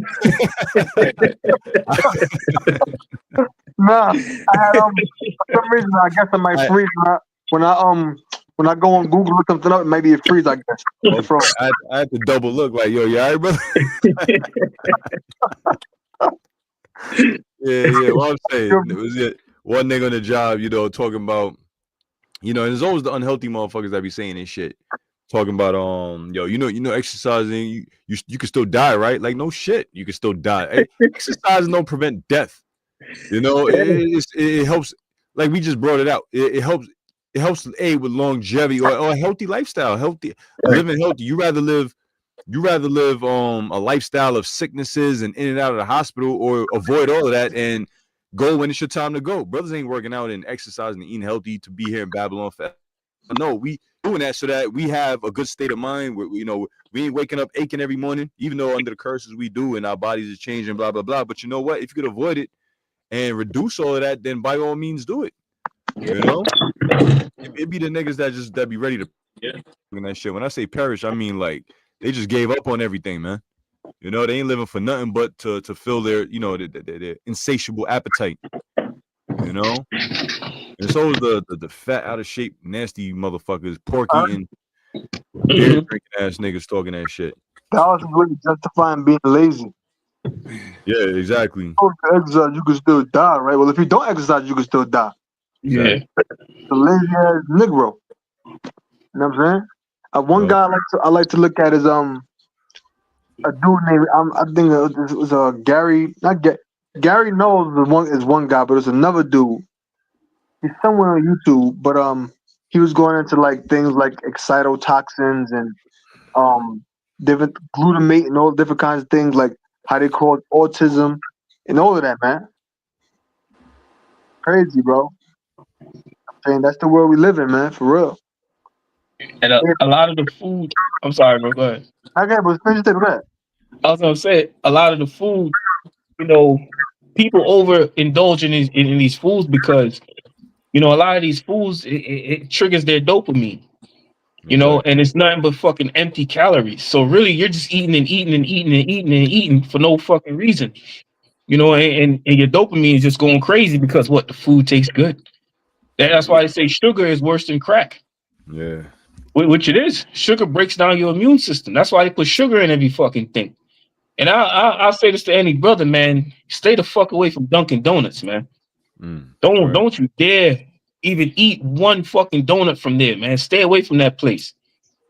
You know, put a curse on that goddamn place because that place is nothing but diabetes, man. Anything Dunkin' is nothing but fucking diabetes for you. Yeah. You know, You better off making your own food. You know, cooking your own food. You right? know, stay away from the Chinese restaurants. All right. Corner stores. You know, the sandwiches you buy from the corner store with the meat. You cut the meat. That meat is processed meat. All types of sodium in it. Mm-hmm. You know. Yeah, man. One of the things I'm yeah, go ahead. huh? I was saying one of the things I'm trying to learn to do is by, you know, to bake my own shit, man. Bake my own bread and all that, man. You know, that's one thing I'm trying to learn how to do. But I get excitement going in the kitchen. Oh, it's like your brothers. They train past. It don't help that I live right next to the train station. But one of the main thing, like the brother Corrales said, you know, is try to make your own food, man. Yeah. You know, a home ain't nothing better than a home cooked meal. You know, after a workout, you know, I like to cook my own meals, man. You know, I have my little sweet potato, my little chicken. You saw that meal I'm on the ball. Yeah, You know, yeah. After a good workout, brother, just eat something good, man. Something that's gonna make you happy, not regret. Right. You know, Make you feel good. make you feel good, man. Make your body feel good, not your dopamine, but your body. Yeah, right, exactly. Yeah. You know, and learn to eat them bitters too, brothers. Don't be afraid of them bitters, man. You know, whether it be like horseradish or something, man. If your sinus is messed up, hey man, get some what do you call it, ginger. Just chew on it, man. Just eat it. Horseradish is really excellent for your sinuses. Me, you know, my allergies go crazy every year, so those are the type of things that I use. You know, honey. Yeah. I'll tell you this too, man. Take at least one or two spoonful of honey before you go to sleep, and you'll wake up feeling like a new man. You know? Horseradish makes for a good seasoning also. If you want to use it to season your meat, horseradish can't go wrong. I never tried that. That's something to look into. Yeah. Flavor. I had mentioned dopamine. I remember I was looking up dopamine. Dopamine is like it's like a pleasure chemical. Mm-hmm. You know, like when you like a pleasure chemical.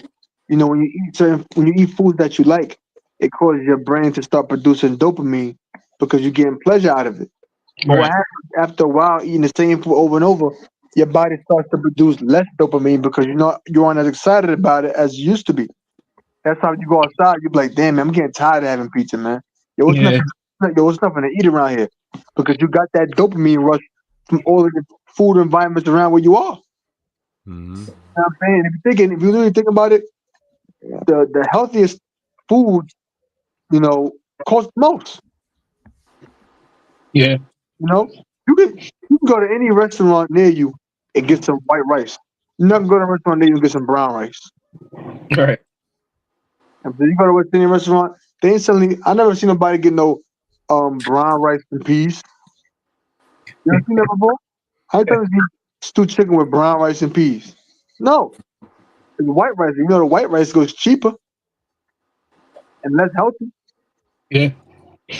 Yeah. So, and you mentioned the dopamine thing, right? It's a pleasure thing, and it's also, which is almost the same thing, but like a reward sensor. Like when you get hit with that dopamine, it's your body's way of receiving a reward. That's why when you get a gift or something like that, somebody give you something, it's like a dopamine. Let's say you order something that you're waiting on and it comes in a package, Amazon, and you open it up. That's all dopamine and all that. So Right. with the food and all of that, the sugar, and what happens is, like you mentioned, you pretty much become desensitized to it, and that's the more you need and the more you crave to try to fill that lack of dopamine rush. And that's why people just, they just keep on eating and over consuming, because them reward senses ain't triggering like they used to. So they got to keep. That's why a lot of people got to go out and eat. You know, you especially these women, these fat, out of shape women, and you know they talk about what do you like to do for fun. The first, if you watch that show, Pop the Blue and Find Love, they all say the same thing. I like to go out and try new foods. Why? Right. Because it's not because they appreciate the chef, you know, and they honor the chef. It's because they trying to chase that new dopamine rush, trying out new restaurants. You know what I'm saying? And sugar, all this is going to do, and fast food and all that, all this is going to do is desensitize your body's reward senses, and that's why, bro. Like we mentioned, you got to did you earn it? Did you earn that? Right. Did you earn that oxtail and rice and peas and things like that? People don't earn it no more. They just quick pick up a phone, DoorDash, and that's it. That's as far as they go to earning it. You know, they say I worked for it so I could buy it. Well, you didn't work for shit. You know, Like so you got to earn it, man. And that's just a mindset. Like earn that. Do you look at that food and say, yo, I earned it. I earned it. And then you know what? Your body appreciates it, man. You know, your body appreciates it, and it's different because now you're not eating for pleasure no more. You're eating to rejuvenate your body. You know what I'm saying? It's two different things. It's not, of course, it's pleasurable, but at the same time, you're not eating like, yo, let me enjoy this, because let's say you don't reach your pleasure, you're gonna want more. You know? But let's say, all right, I'm filled now. Like the nutrients that my body was craving is all in me, so I could stop right here. I'm done. I don't got to keep on eating. You know? So, and you know, like you said earlier too, Palal, like you can't talk about exercise without talking about diet. Like I know the title says exercise, but they go hand in hand with each other. Yeah. You know, diet and exercise. And diet, a brother had put it up earlier, and Lord willing, we're gonna go to the comment board and get some precepts, and brothers read it, break it down, and we just gonna, you know, go through with this right here. Let me see if I can still find it. But pretty much, if I don't, diet just means lifestyle.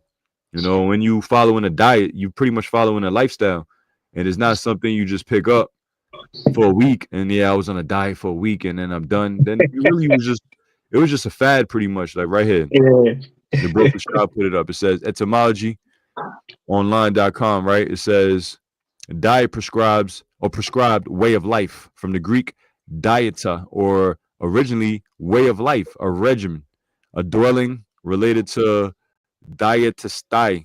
All right, dietestai, which pretty much is a lifestyle. A diet is a lifestyle. Like shit, this truth is our diet. You know, this word is scriptures referred to as food, water, you know, and everything that's essential to man. That's a diet to us. It's a lifestyle. You know, so choose your lifestyle wisely. You know, the Lord gave us these bodies, and I think a brother put that up too. And I'm like I said, I'm gonna get it, and brothers just hop in, take it, in, you know, and you know, read it out. Let me see if I can find it too. Yeah. like there's things in my body. You got something called leptin. Leptin, leptin. It's basically let you know that your body is full. Now, if a person let's say you eat food that got a high amount of high fructose corn syrup, it'll stop your body from like producing a certain amount of leptin. So in other words, it's not telling you that you're hungry. That's why a person can eat a pack of Oreos all day long. You know what I mean? Yeah, it's empty calories. Exactly. Because that high fructose corn syrup, it prevents your brain from producing leptin, and it prevents the whole bone leptin from letting your brain know that it's hungry. I mean, I'm sorry, that it's full. So all of the high fructose corn syrup, you won't get full. A person can eat ice cream all day long. You can eat Oreos all day long. And then you got something in the stomach called ghrelin, and that's something that lets you know when you're hungry. And certain kinds of food disrupt those hormones from performing those roles. Like for example, like this whole month, I said to myself through the spirit, I'm gonna go a whole month. I'm not gonna consume anything with any added sugar. You know what I'm saying? No bread, because you know you might buy some wheat bread, but it might have like 3 grams of added sugar in it. Plus, I'm not gonna eat nothing with no added sugar, and I only got a couple of days left. I got like what, like 6 days left. You know what I'm saying? Good. Good. I ain't none of that, no rice, none of that, man. I basically stay away from bread. Basically, the main thing I'm consuming is meat, vegetables, fruit. You know, after I eat a large protein meal, I'll eat some kiwi, because kiwi have um something called, and what that does is that allows your body a kidney in pineapples as well, which has something called bromelain. And basically, what a kidney and bromelain does is it helps the body absorb protein. Because see, when you eat a lot of food, like, oh look, I got 180 grams of protein. I got my protein intake today. Well, no, you more than likely didn't, because some of that protein is coming out in your urine. Some of that protein is coming out in the toilet when you use take a number 2. So if you want to maximize the amount of protein intake that your body has, is what you want to do is you can eat kiwis after a meal or pineapple after a meal, because the echidna in the kiwi and the bromelain in the pineapple, what that does is that allows the body to absorb animal protein a lot easier. Because when you chew it and you want to chew your food up almost like into a mush, because when you chew it up and it goes through the small intestine, what happens is as it's going through the small intestines, the walls, the blood vessels on the walls of the intestine is absorbing the nutrients from the food as it passes through. So you want to like chew your food into a mush so that the absorption process of the nutrients could be that much easier. And then if you eat a kiwi after a meal or pineapple after a meal, the kiwi, bromelain, pineapple, it allows those blood vessels to absorb the nutrients a lot easier, and those nutrients go through the blood vessels throughout the bloodstream within the circulatory system and to all the parts of the body it's supposed to go to. So that's what you want to do if you really want to, maximize your protein absorption. You might consume 200 grams of protein, but you might only really be using 120. You know what I'm saying? That matters too. That's the reason why the Most High created fruits, He created vegetables, He created grains, He created meat, He created dairy, He created all different things, because it's why He called a well-balanced diet. You got to be balanced. You got cats out there. You can go to a brother. You can go to a brother in the camp, I'm sure, and ask him, when the last time you ate an apple? He gonna tell you February. You know what I'm saying? I'm just being real. Yeah. Being real. You go to last time you had an apple, brother. Damn, man. Shit. Martin Luther King Jr. Day. I mean, you gotta eat something, man. Even Apostle Hall, every now and then, Apostle Hall, get on, brother. Tell brother, hey, brother, you drinking that soda right there, brother. Or not soda. I don't see no brother drinking soda. I say that. I don't see that. But hey, brother, you drinking that, brother?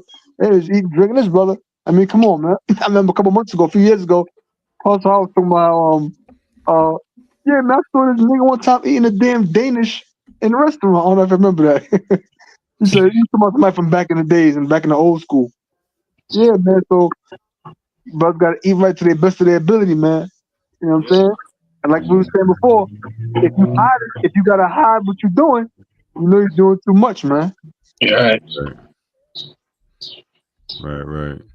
I got this real quick, just saying 10 amazing health benefits of fiber.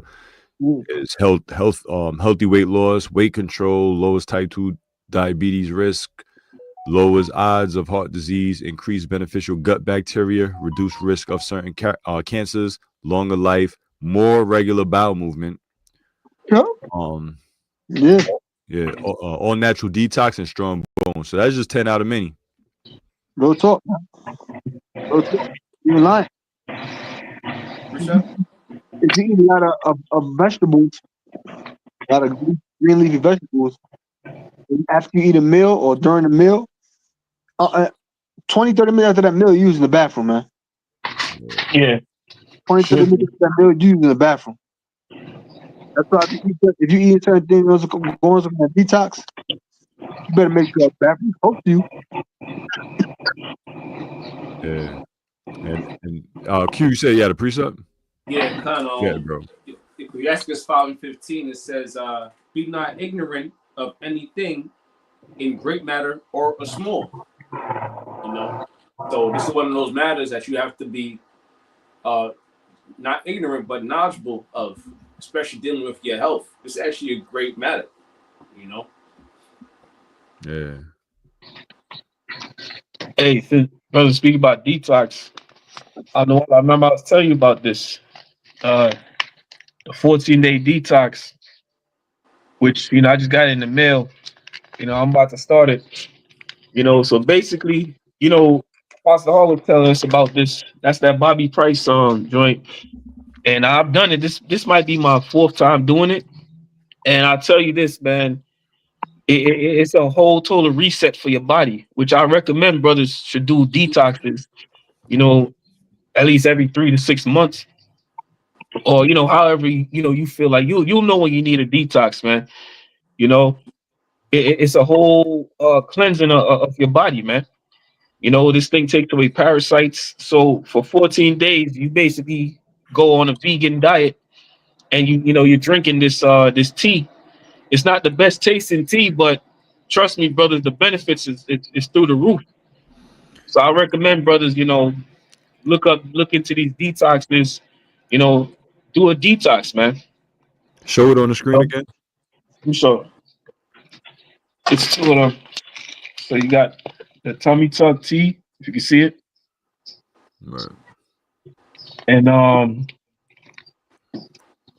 if you want, brothers, I could just show you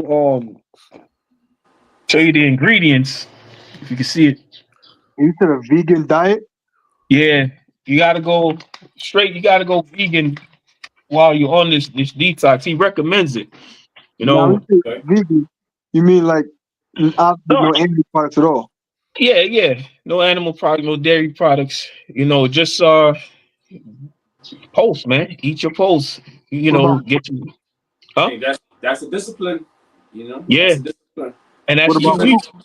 yeah. fruits, yeah, bro. Yeah, of course, fruits. Yeah, Even just no meat, no yeah. cheese, no milk. You know, No one, I'm gonna try that. yeah, bro. I recommend brothers do it. Like I said, it's gonna be my fourth time doing it, and the benefits it works. I'm on Gabal when I was after I had that conversation with you. Mm-hmm. I was on that intermittent fasting. I was doing this as well. Okay. And man, brothers, I'm telling you, man, you're gonna lose a lot of weight. Bad weight that is. You Yeah. know, it makes you use the bathroom a lot.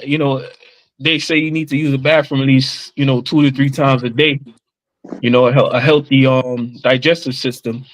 And like I recommend, seeded grapes after a meal, because that'll have you going, man. All that good fiber will have you going. You know, I remember back in school, it was almost like if you use the if you use the school bathroom to take a dump back then, man, it was like taboo. Yeah. But Right. really, that show you how uneducated we was, man. Because if the garbage builds up in your house, what's gonna happen? It's gonna be your house gonna smell bad. Yep. It's gonna be nothing but bacteria every goddamn where. It's gonna You rot know, it's eventually. gonna rot. There you go. So you got to clean yourself out. Yeah. And I use that analogy a lot too. When it rots and you still keep it in there, eventually it's gonna cause the bin, the plastic bin, metal bin, whatever, to start decaying. It starts Right. to decay. So that's when that's when that leaky gut and gut health and gut issues, your intestinal issues and all of that, cancers and all of that builds up inside your gut. Your gut health is important. That's the last area that food travels through, Right. So Yeah. if you ain't cleansing that shit, every time you wake up in the morning, bro, I don't feel right if I ain't going to the bathroom at all. Yo. You know what I'm saying? That's why I like to give myself time when I wake up in the morning I don't like rushing out the crib and none of that. I like to pace myself and move and let my body actually wake the hell up before I step out the house. You know what I mean? That's right. Yeah. Eating, American diet, their breakfast this is why these people are so sick, bro. They wake up and you smell bacon frying, eggs, oil, grease, bread, cheese, butter. And then that's how you start your day, man. That's hell. That's hell. Like once you really see the dynamics and you cross over and you really change your diet, your lifestyle, and exercise and shit like that, them things become undesirable. It makes you sick. It becomes disgusting. It becomes disgusting. Like that one dude, disgusting. Yeah, man. That American diet is fucking death, man. Jake, let me get a bacon, egg, and cheese, Aki. Like, come on, bro. If you gonna have something early, it's lucky, brother. Yeah. If you gonna have something early in the morning when you get up, man, like we said earlier, have some tea or have a green smoothie. Juice some vegetables. To wake up in the morning, man. Don't bite into that fucking sandwich. Hey, we all did construction, brother. So you see it at work. Niggas coming. What was it? 9 o'clock coffee time. They eating some fucking donuts, bagels with the coffee, half the cup of coffee and sugar. Then guess what? At 11:45, it's lunchtime. They got to eat again. And guess what? When they get home, they got to eat dinner. And don't forget about dessert. When does your body get time to break any of that down? How you And you gonna gonna get up the next? I'm sorry. how you gonna eat steak, canyon, macaroni and cheese, and broccoli for dinner with a side of ice cream? Certain foods, listen, man, just because things taste good by itself, don't mean they're gonna taste good together. People don't care, man. I have a finish statement. I want to say a finish statement. No, I'm saying that, then they repeat the process the next day. Your body has no time to break down any of that food. So you just keep stuffing it. Like, bro, chill out, man. Real You know? talk. That's it. Like You you go go a second, online, doctor. you go online. People are stupid. People think that you ever go online, you see these sandwiches. Oh, look at this sandwich. There's three pork legs smothered in gravy for, what I'm saying? 5 pork chops smothered in butter for 3 days and marinated in gravy for 2 weeks. And they'll put it on a sandwich. Remember they had in the episode of the Boondocks. They had a burger called the Luther. You go online, you see these burgers. They got like a burger. I see this one burger. It's like a glazed donut. The bread is a glazed donut, and they got like meat in between it. I'm like, come on, man. Or they put so much stuff in between bread, you can't even close the damn sandwich. Yeah, that's gluttonous. Yeah. Come on, man. Good at all. There's a precept up in the comment board real quick. Let me read it. It says, put up by GMS Hawaii Nawana.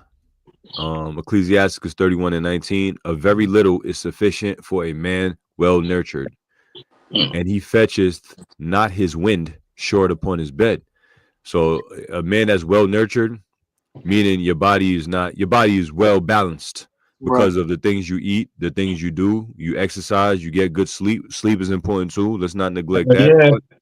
Yeah. Because sleep is when you recover. Mm-hmm. That's when your body is working.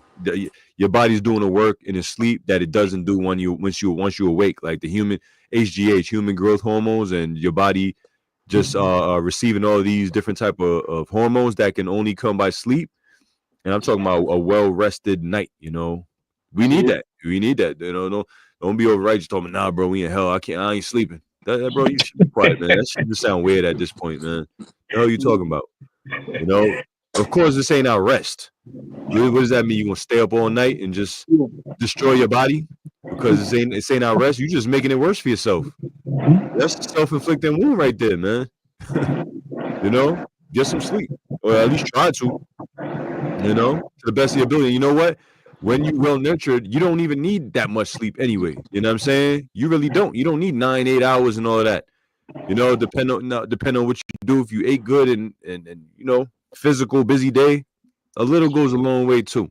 Yeah. So a very little is sufficient for a man well nurtured, and he fetcheth not his wind short upon his bed. I mean, he ain't out of breath. You get up out of breath. You get older, right? Your brother's up in age. You got bend down tight. You like you get up. You're doing all that grunting shit. You climbing upstairs, and it's just brothers breathing through the mic. Just like you short of breath. Sounding like Big Pun. Yeah, man. 600-pound pun, but verse 20 it says, sound sleep cometh of moderate eating. Good sleep coming from moderate eating, which is true. My worst sleeps, and sometimes I'm sure y'all brothers too, is when you eat right before bed, and exactly. For whatever reason you had to do that. It happens. Shit, still happens to this day. But you eat right before bed, and depending on what you eat right before bed, the shit could disrupt your sleep. You tossing and turning. Mm-hmm. You're not really going into rapid eye movement because your hormones is disrupted, and you're not even really maximizing your potential, your HGH, human growth hormones, and many other things that come of sound, good sleep. So sound sleep cometh of moderate eating. He riseth up early and his wits, meaning his mind, his brain, is with him. You know, you wake up ready to take on the day. You know, you Rakata Yahweh Shemel Shai, Lord woke you up, and you out of bed, you stretch, and you just move on with your day. You know, instead of waking up, you know, out of your mind and just, I'm out of it. You know, I'm out of it. You know, but anyway, it says the pain of watching and chola and pangs of the belly are with an unsatiable man. Chola, the belly. That's irritation. Chola can mean like agitation, irritation. You know, you eat a lot of food right before you go to bed. You all bloated. You laying down. You uncomfortable. That can happen. That's when that fiber comes in. You know what I mean? Yeah. That's right. And The next verse. No, yeah, bro. like we were saying about like working out. See, the Bible not going to speak too much about working out because it's about the spiritual side. Right. But look at the society.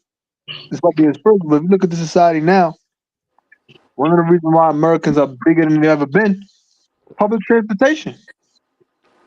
There was no public transportation like that in 1925. You look at it now, you got a bus stop on every other block. You know what I'm saying? You got a train on every other block. You got Uber now. You still got regular cabs out there. You know what I'm saying? Nobody's walking anywhere anymore. Now they do train, bus, Yeah. Uber, city bike. Yeah. They want somebody got everybody so damn big. This is one thing on my way. This dude's so damn fat, he would drive around the corner and go to the store. He would drive around the corner and go to the damn store. I mean, I try to do a 2-hour walk every day, man. Other than the Sabbath, of course. I get out and just walk, man. I got my phone. I might have some music playing. I might be looking at some boxing or something like that, or just looking at whatever on the internet. And I do a 2-hour walk, like for 4 hours. Come back, another hour. You know? Yeah, I'm gonna do that after this lesson. Take a walk in the park. Just this morning, I woke up in the morning. I woke up in the morning. I did 25 burpees. I jump rope 3 minutes. 25 burpees.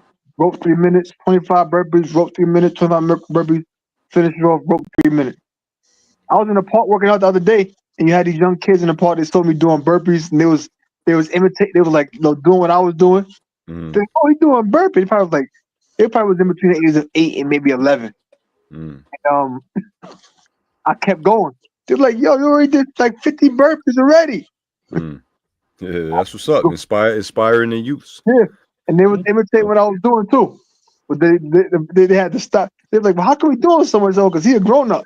Yeah, man. It's important, bro. Like I do that basically every day, except for the Sabbath, man. Just about every day. And sometimes I'm really feeling it. I might give me a little 10-minute jump rope, maybe like an hour before I go to bed, 30 minutes before I go to bed. You know. That's how you get into that your body's to a state where it's just burning calories. Exactly. Like a hit cardio. Yep. If you do hit cardio for about half an hour, you will burn calories for about 48 hours. Yeah. Just off of that. Right, bro. Real talk. It's something called basal. Can somebody look up basal metabolic rate? I got it. I'll do it. What's it called? BASAL metabolic rate. I could look it up, but they won't be able to see it.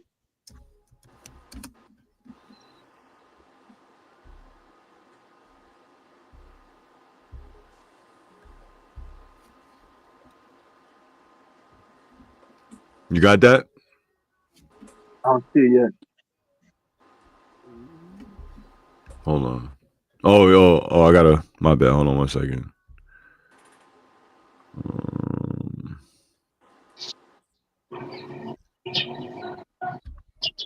Okay, wait, hold on. Let me remove this and add it to stage again. Okay, should be right there. Okay. Basal metabolic rate, BMR, is the amount of energy needed while resting in a temperate environment with the digestive system is inactive.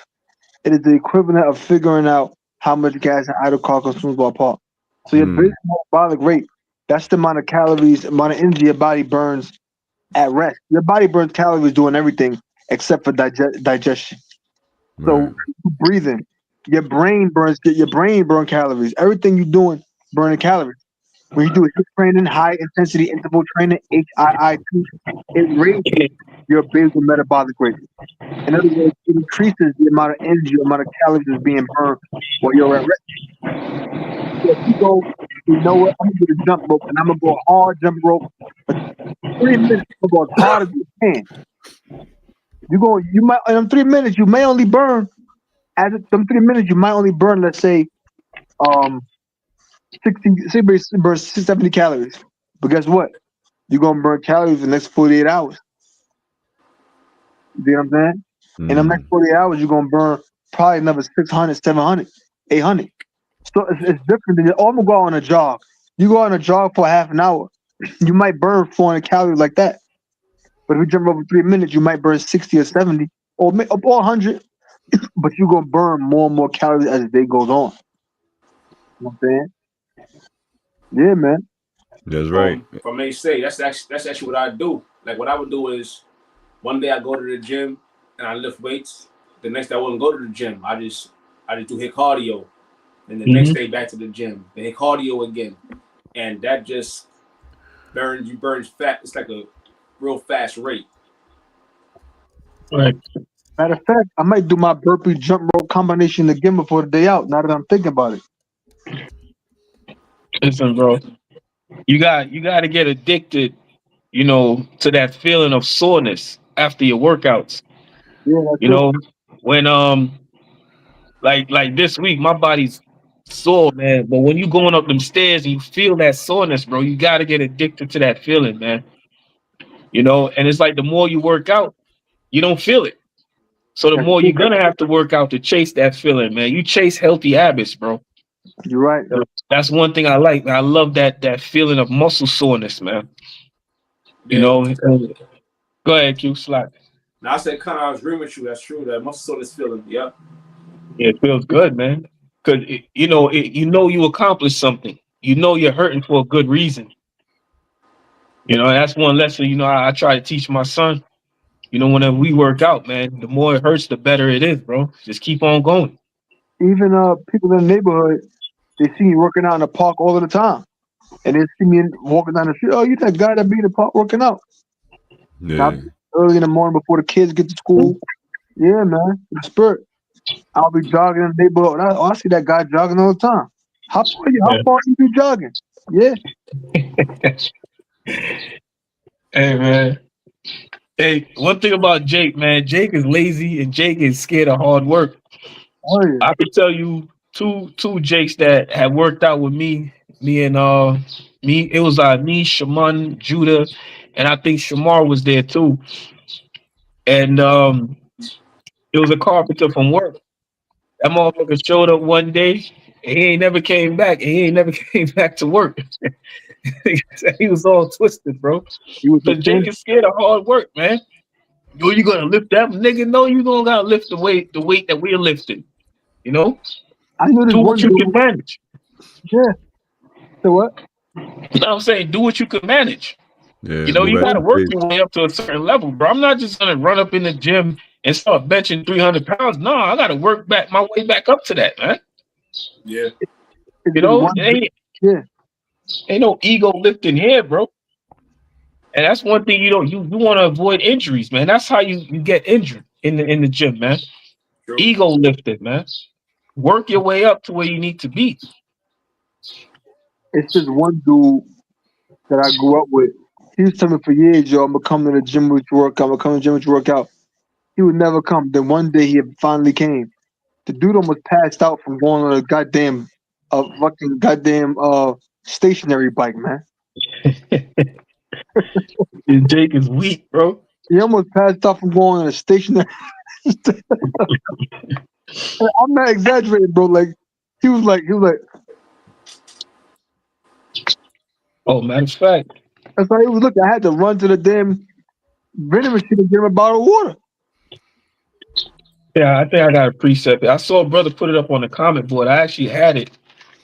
Had it written down. It was First Corinthians 9. Salaki, let me get that real quick. Corinthians 9. Bear with me 1 second, Hakim. Let me read this in the meantime. Yeah, This is go ahead, bro. Ecclesiastes, Yasharella 144, Ecclesiastes 5 and 12. The sleep of a laboring man is sweet, whether he eat little or much, but the abundance of the rich will not suffer him to sleep. Beautiful. Yeah. Beautiful. You know, we all laboring men. We all work. You know, we work physically and we work spiritually, even after you done did the work of the Lord. And what's one thing, like especially on Saturdays, man, we out there in the highways and byways putting in spiritual work, which is work. That's actual work. That's laboring work. That's laborious work. So after that, you want a nice meal. You want a nice meal after that. And you know what? After that, them sleeps be great. Them Saturday night sleeps, man, when you go home and you just want to go home. As we get older too, bro. Remember back in the day, we used to just hang out, but nowadays you just want to go home and just rest, you know, recuperate, spiritually recuperate. And it's the same thing in the physical realm, so to speak. When you're doing a physical laborious work and you go to bed, you do, especially brothers here, everybody here, shit, we all in the same field. We all four of us on the screen, we do the same exact thing, same union, same everything. And after them hard days of just busting your ass, bro, man, you take a shower, you eat. Oh yeah. And then even on top of that, we still make time to do the work of the Lord first and foremost, and even physically train. We still do, you know. And people be looking at you in a job talking about, damn, you don't need to go to the gym. This is a gym, but you don't look like you go to the gym. What the hell are you talking about?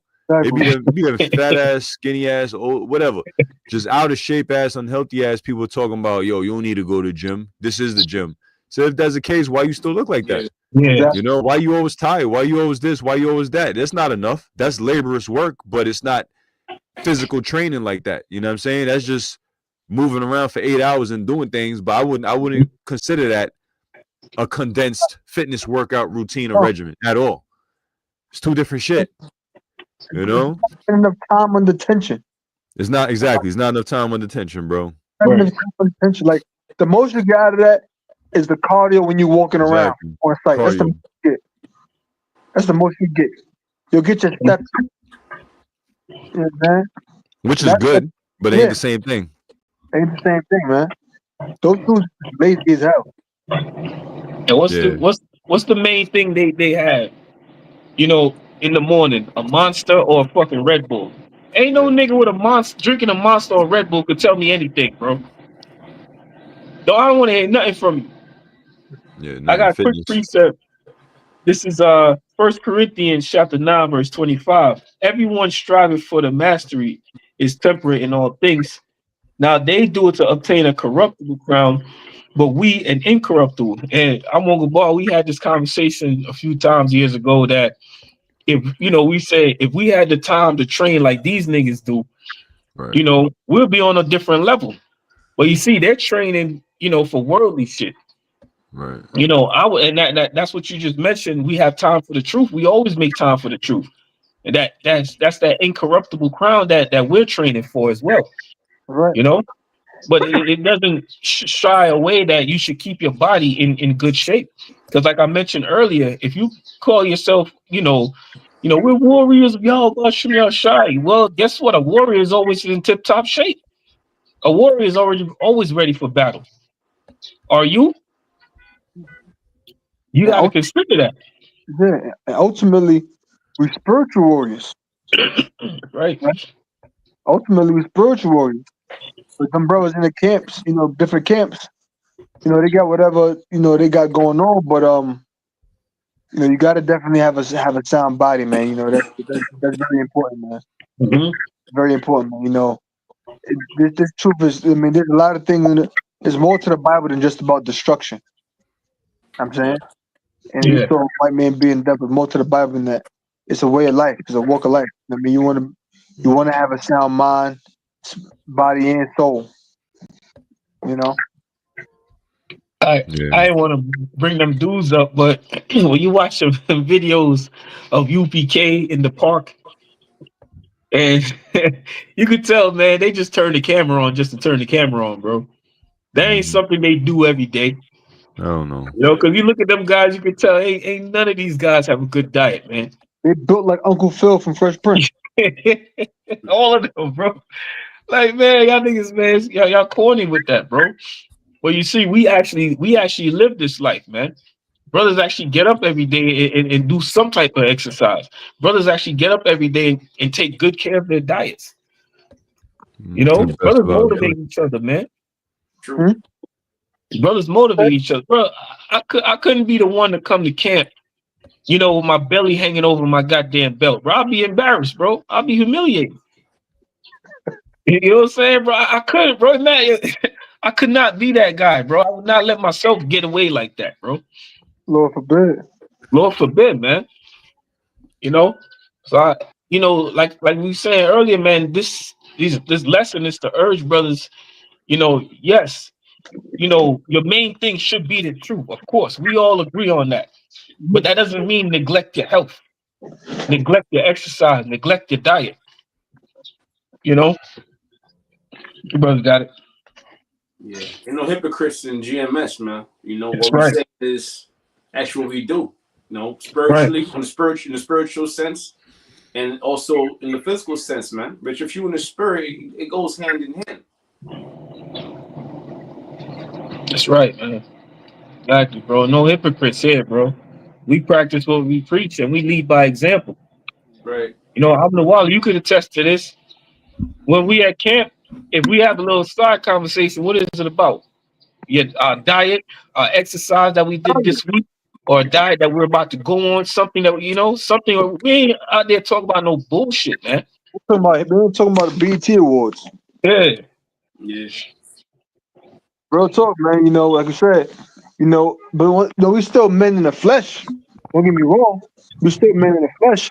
We gotta do our best to, you know, to live what it is to practice what we preach. You know what I'm saying? Right. Right. Not to say we don't fall short and come on, we do. Yeah, You we know what I'm ain't saying? perfect. Yeah, We we ain't perfect. far from it. You know what I'm saying? This is just motive Lord willing motivating you brothers out there, you few sincere sisters that listen and watch. You know, we ain't perfect, but you know what? We striving for like a brother that put up the mastery, you know what I'm saying? Yep. We Right for the striving for master. perfection. And it starts in the spirit first and foremost. And because brothers wasn't always thinking like this when we came into this truth, to this knowledge. Absolutely not. Some of us did have fitness backgrounds or whatever, but you know, it was all about we getting out of here, and it still is. It still is. But here we are, brothers, over 15 years later, still here. You know, obviously we came to the realization at some point that we gotta take care of ourselves, man. Right. You know, like I was watching something. It was like a quote or something like that. Somebody was saying a man would always say he would die for his family. This is a fitness video. The man would always say he would die for his family. And then the guy that would say, had the background AI speaking, he was working out.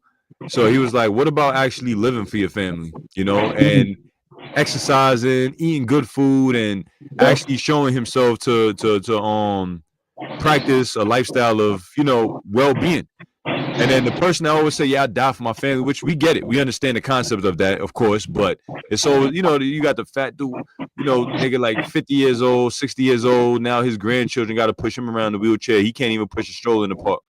You know what I'm saying? Versus the guy that actually, lived the proper diet lifestyle and did this and that. And I'm not saying it's all about that. I'm just painting a picture, but you 60 years old, 65, 70, and you could still do some push-ups and pull-ups. You playing with your kid your grandkid that's like 10, 12, 13. So the point of that video I'm talking about, the dude said, rather than just dying for your loved ones, how about you live for them?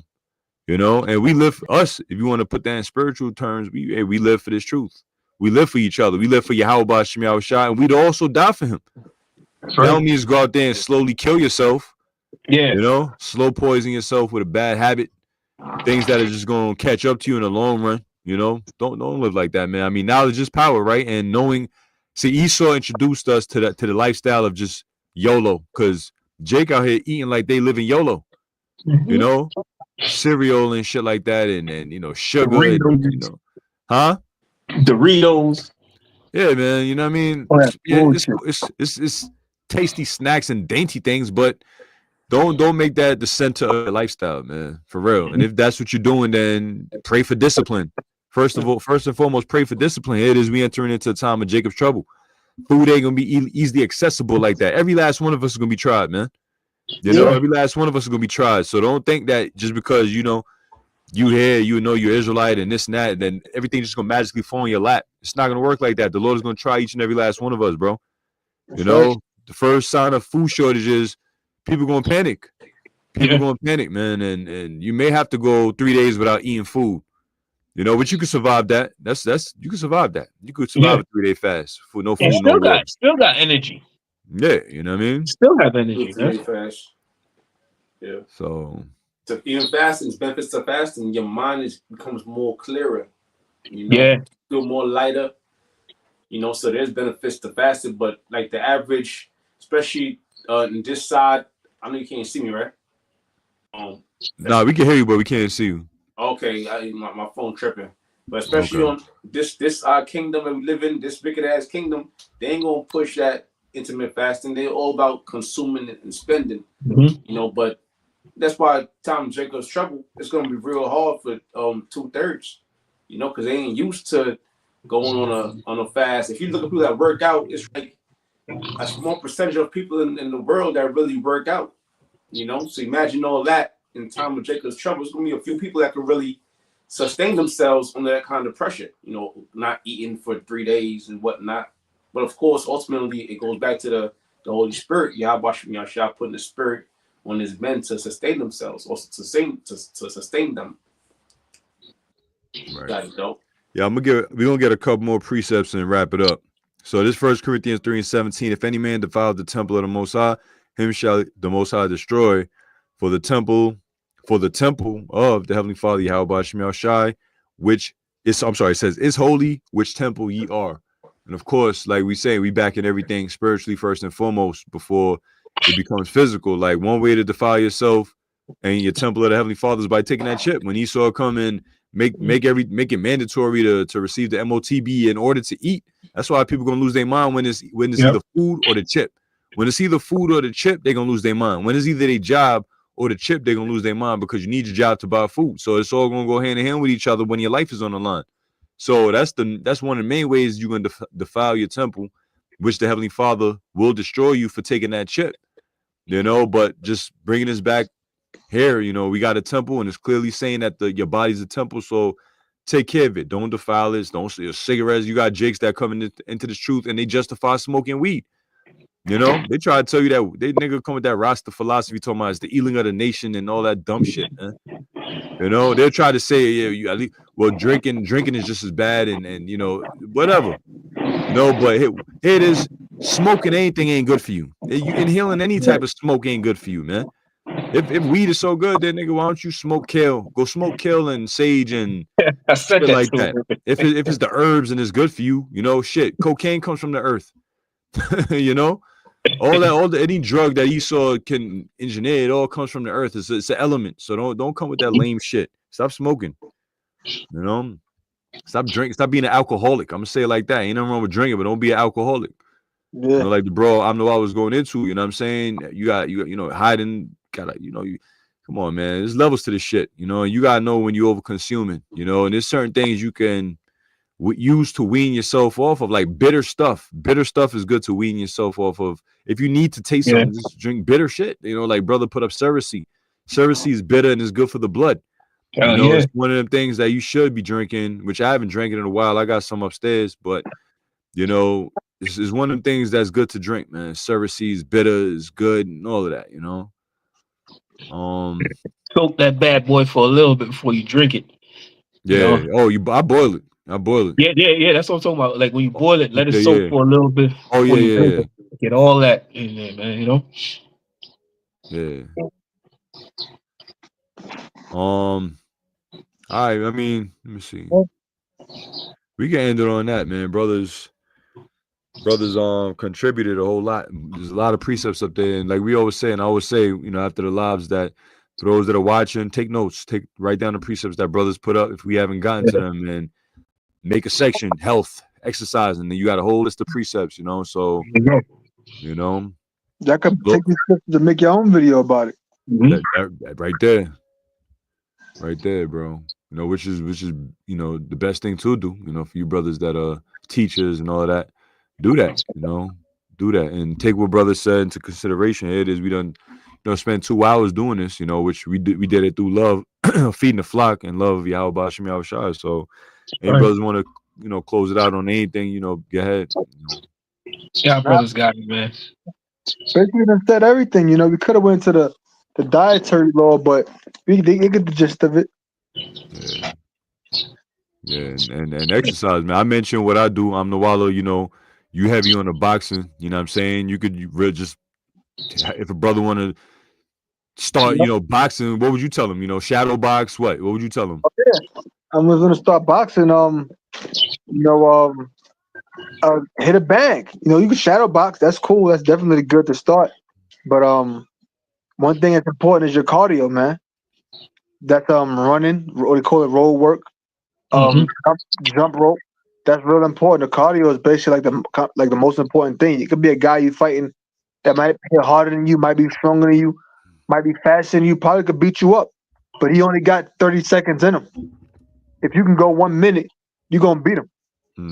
You know, I'm using that as an example, but definitely because you know, Paul say we fight, but not as one that beat up the air. We're not, Yeah.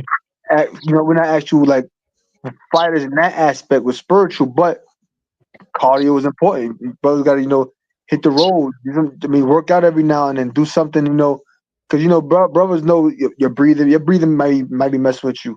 You know, your knees might be messing with you. You got to do something about that, man. But definitely, like even the whole boxing thing, I take my heavy bag to the park. I got a hand truck. I take it to I leave my heavy bag on the hand truck. Take it down the stairs. I go to a park early in the morning. I hang it up, and I do like 12 rounds on that. So, that's dedication, bro. A hand truck to the park with a boxing bag, a heavy bag every morning. That's dedication right there, That's bro. a machine, bro. Real talk, man. People be seeing me in the park all the time. You that guy that be in there? Yeah, they see me all the time, man. When they don't see me in there, if they see me in there, but yo, I ain't see you in a while. Yeah, but it might be a reason why I can't make it.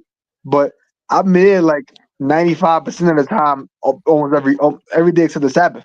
You know what I Yeah. That's dedication. That's dedication So, for sure. Because you know when I'm not working out at the park or my yard or in the basement or whatever, and I'm actually in the actual physical gym, you know, people will liken it to me as the guy that's always doing calisthenics. You know what I'm mean? saying? Because yeah. they're probably wondering why is that guy in the gym doing all calisthenics. Probably Yeah, never see me under the bench press and this right, and that, right. which I used to, but I'll be equated to the dude that's always doing calisthenics, the muscle ups and all this other stuff and shit like that. But you know, that's my forte, the brothers, you know, boxing, you know, Q, you know, Palau, what about y'all two brothers? And then we're gonna wrap it up. Hey, man, they know me at work as a guy that don't eat. You know, because I'm intermittent fasting all day. You know, so if they do see me eat something at work, it's like, oh shit, yo, he's Yeah. eating.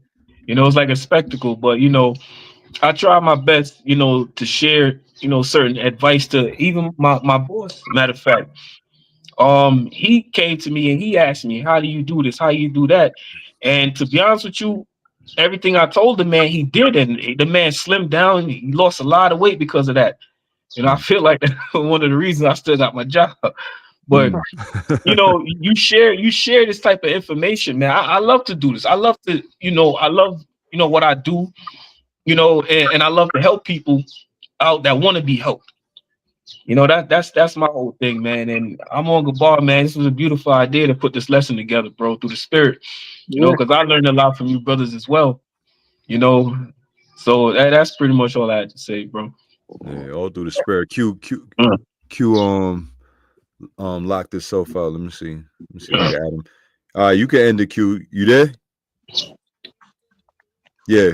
All right, Q. You could end it out, bro. You know, say your piece and we gonna roll out. Okay, well, as far as working out, when I work, especially, I do overnight. And I think that's like a hack. If you want to lose weight, working overnight is a hack. Because when it's break time and everybody be like, eating or sleeping or even smoking, whatever the hell they doing, you could get in some push-ups. Mhm. Recently, I'm getting like at least five. If it's not a Sabbath, I probably get like 500 push-ups a night. Mm. And sometimes people might see that, they might feel a positive vibe, and they come with me. and we do push-ups together. You know, we go crazy for our music, do some push-ups, and talk shit. By the time you know it, like 3 days in, you done lost weight. You know, so if you work overnight, that's a big hack to losing weight. And plus at nighttime, everything's basically closed. Yeah. Temptations is kind of gone. Yeah. Yeah. Oh. Right. But yeah, all right. So that's it, man. Feedback, brothers and sisters on the comment board saying it was edifying, and the water, it was good and all that. That's what it's about, man. It's about feeding the Lord's elect, and that's it. Just spreading that the spirit of Yahweh Ba'Shem Yahushua. So we're gonna end it and give all praise, honor, and glory to Yahweh Ba'Shem Yahushua. All right, shalom to the Lord's elect out there. Till next time we say shalom. Shalom. I'm gonna end it right now. Hold on, brothers. Hold on 1 second.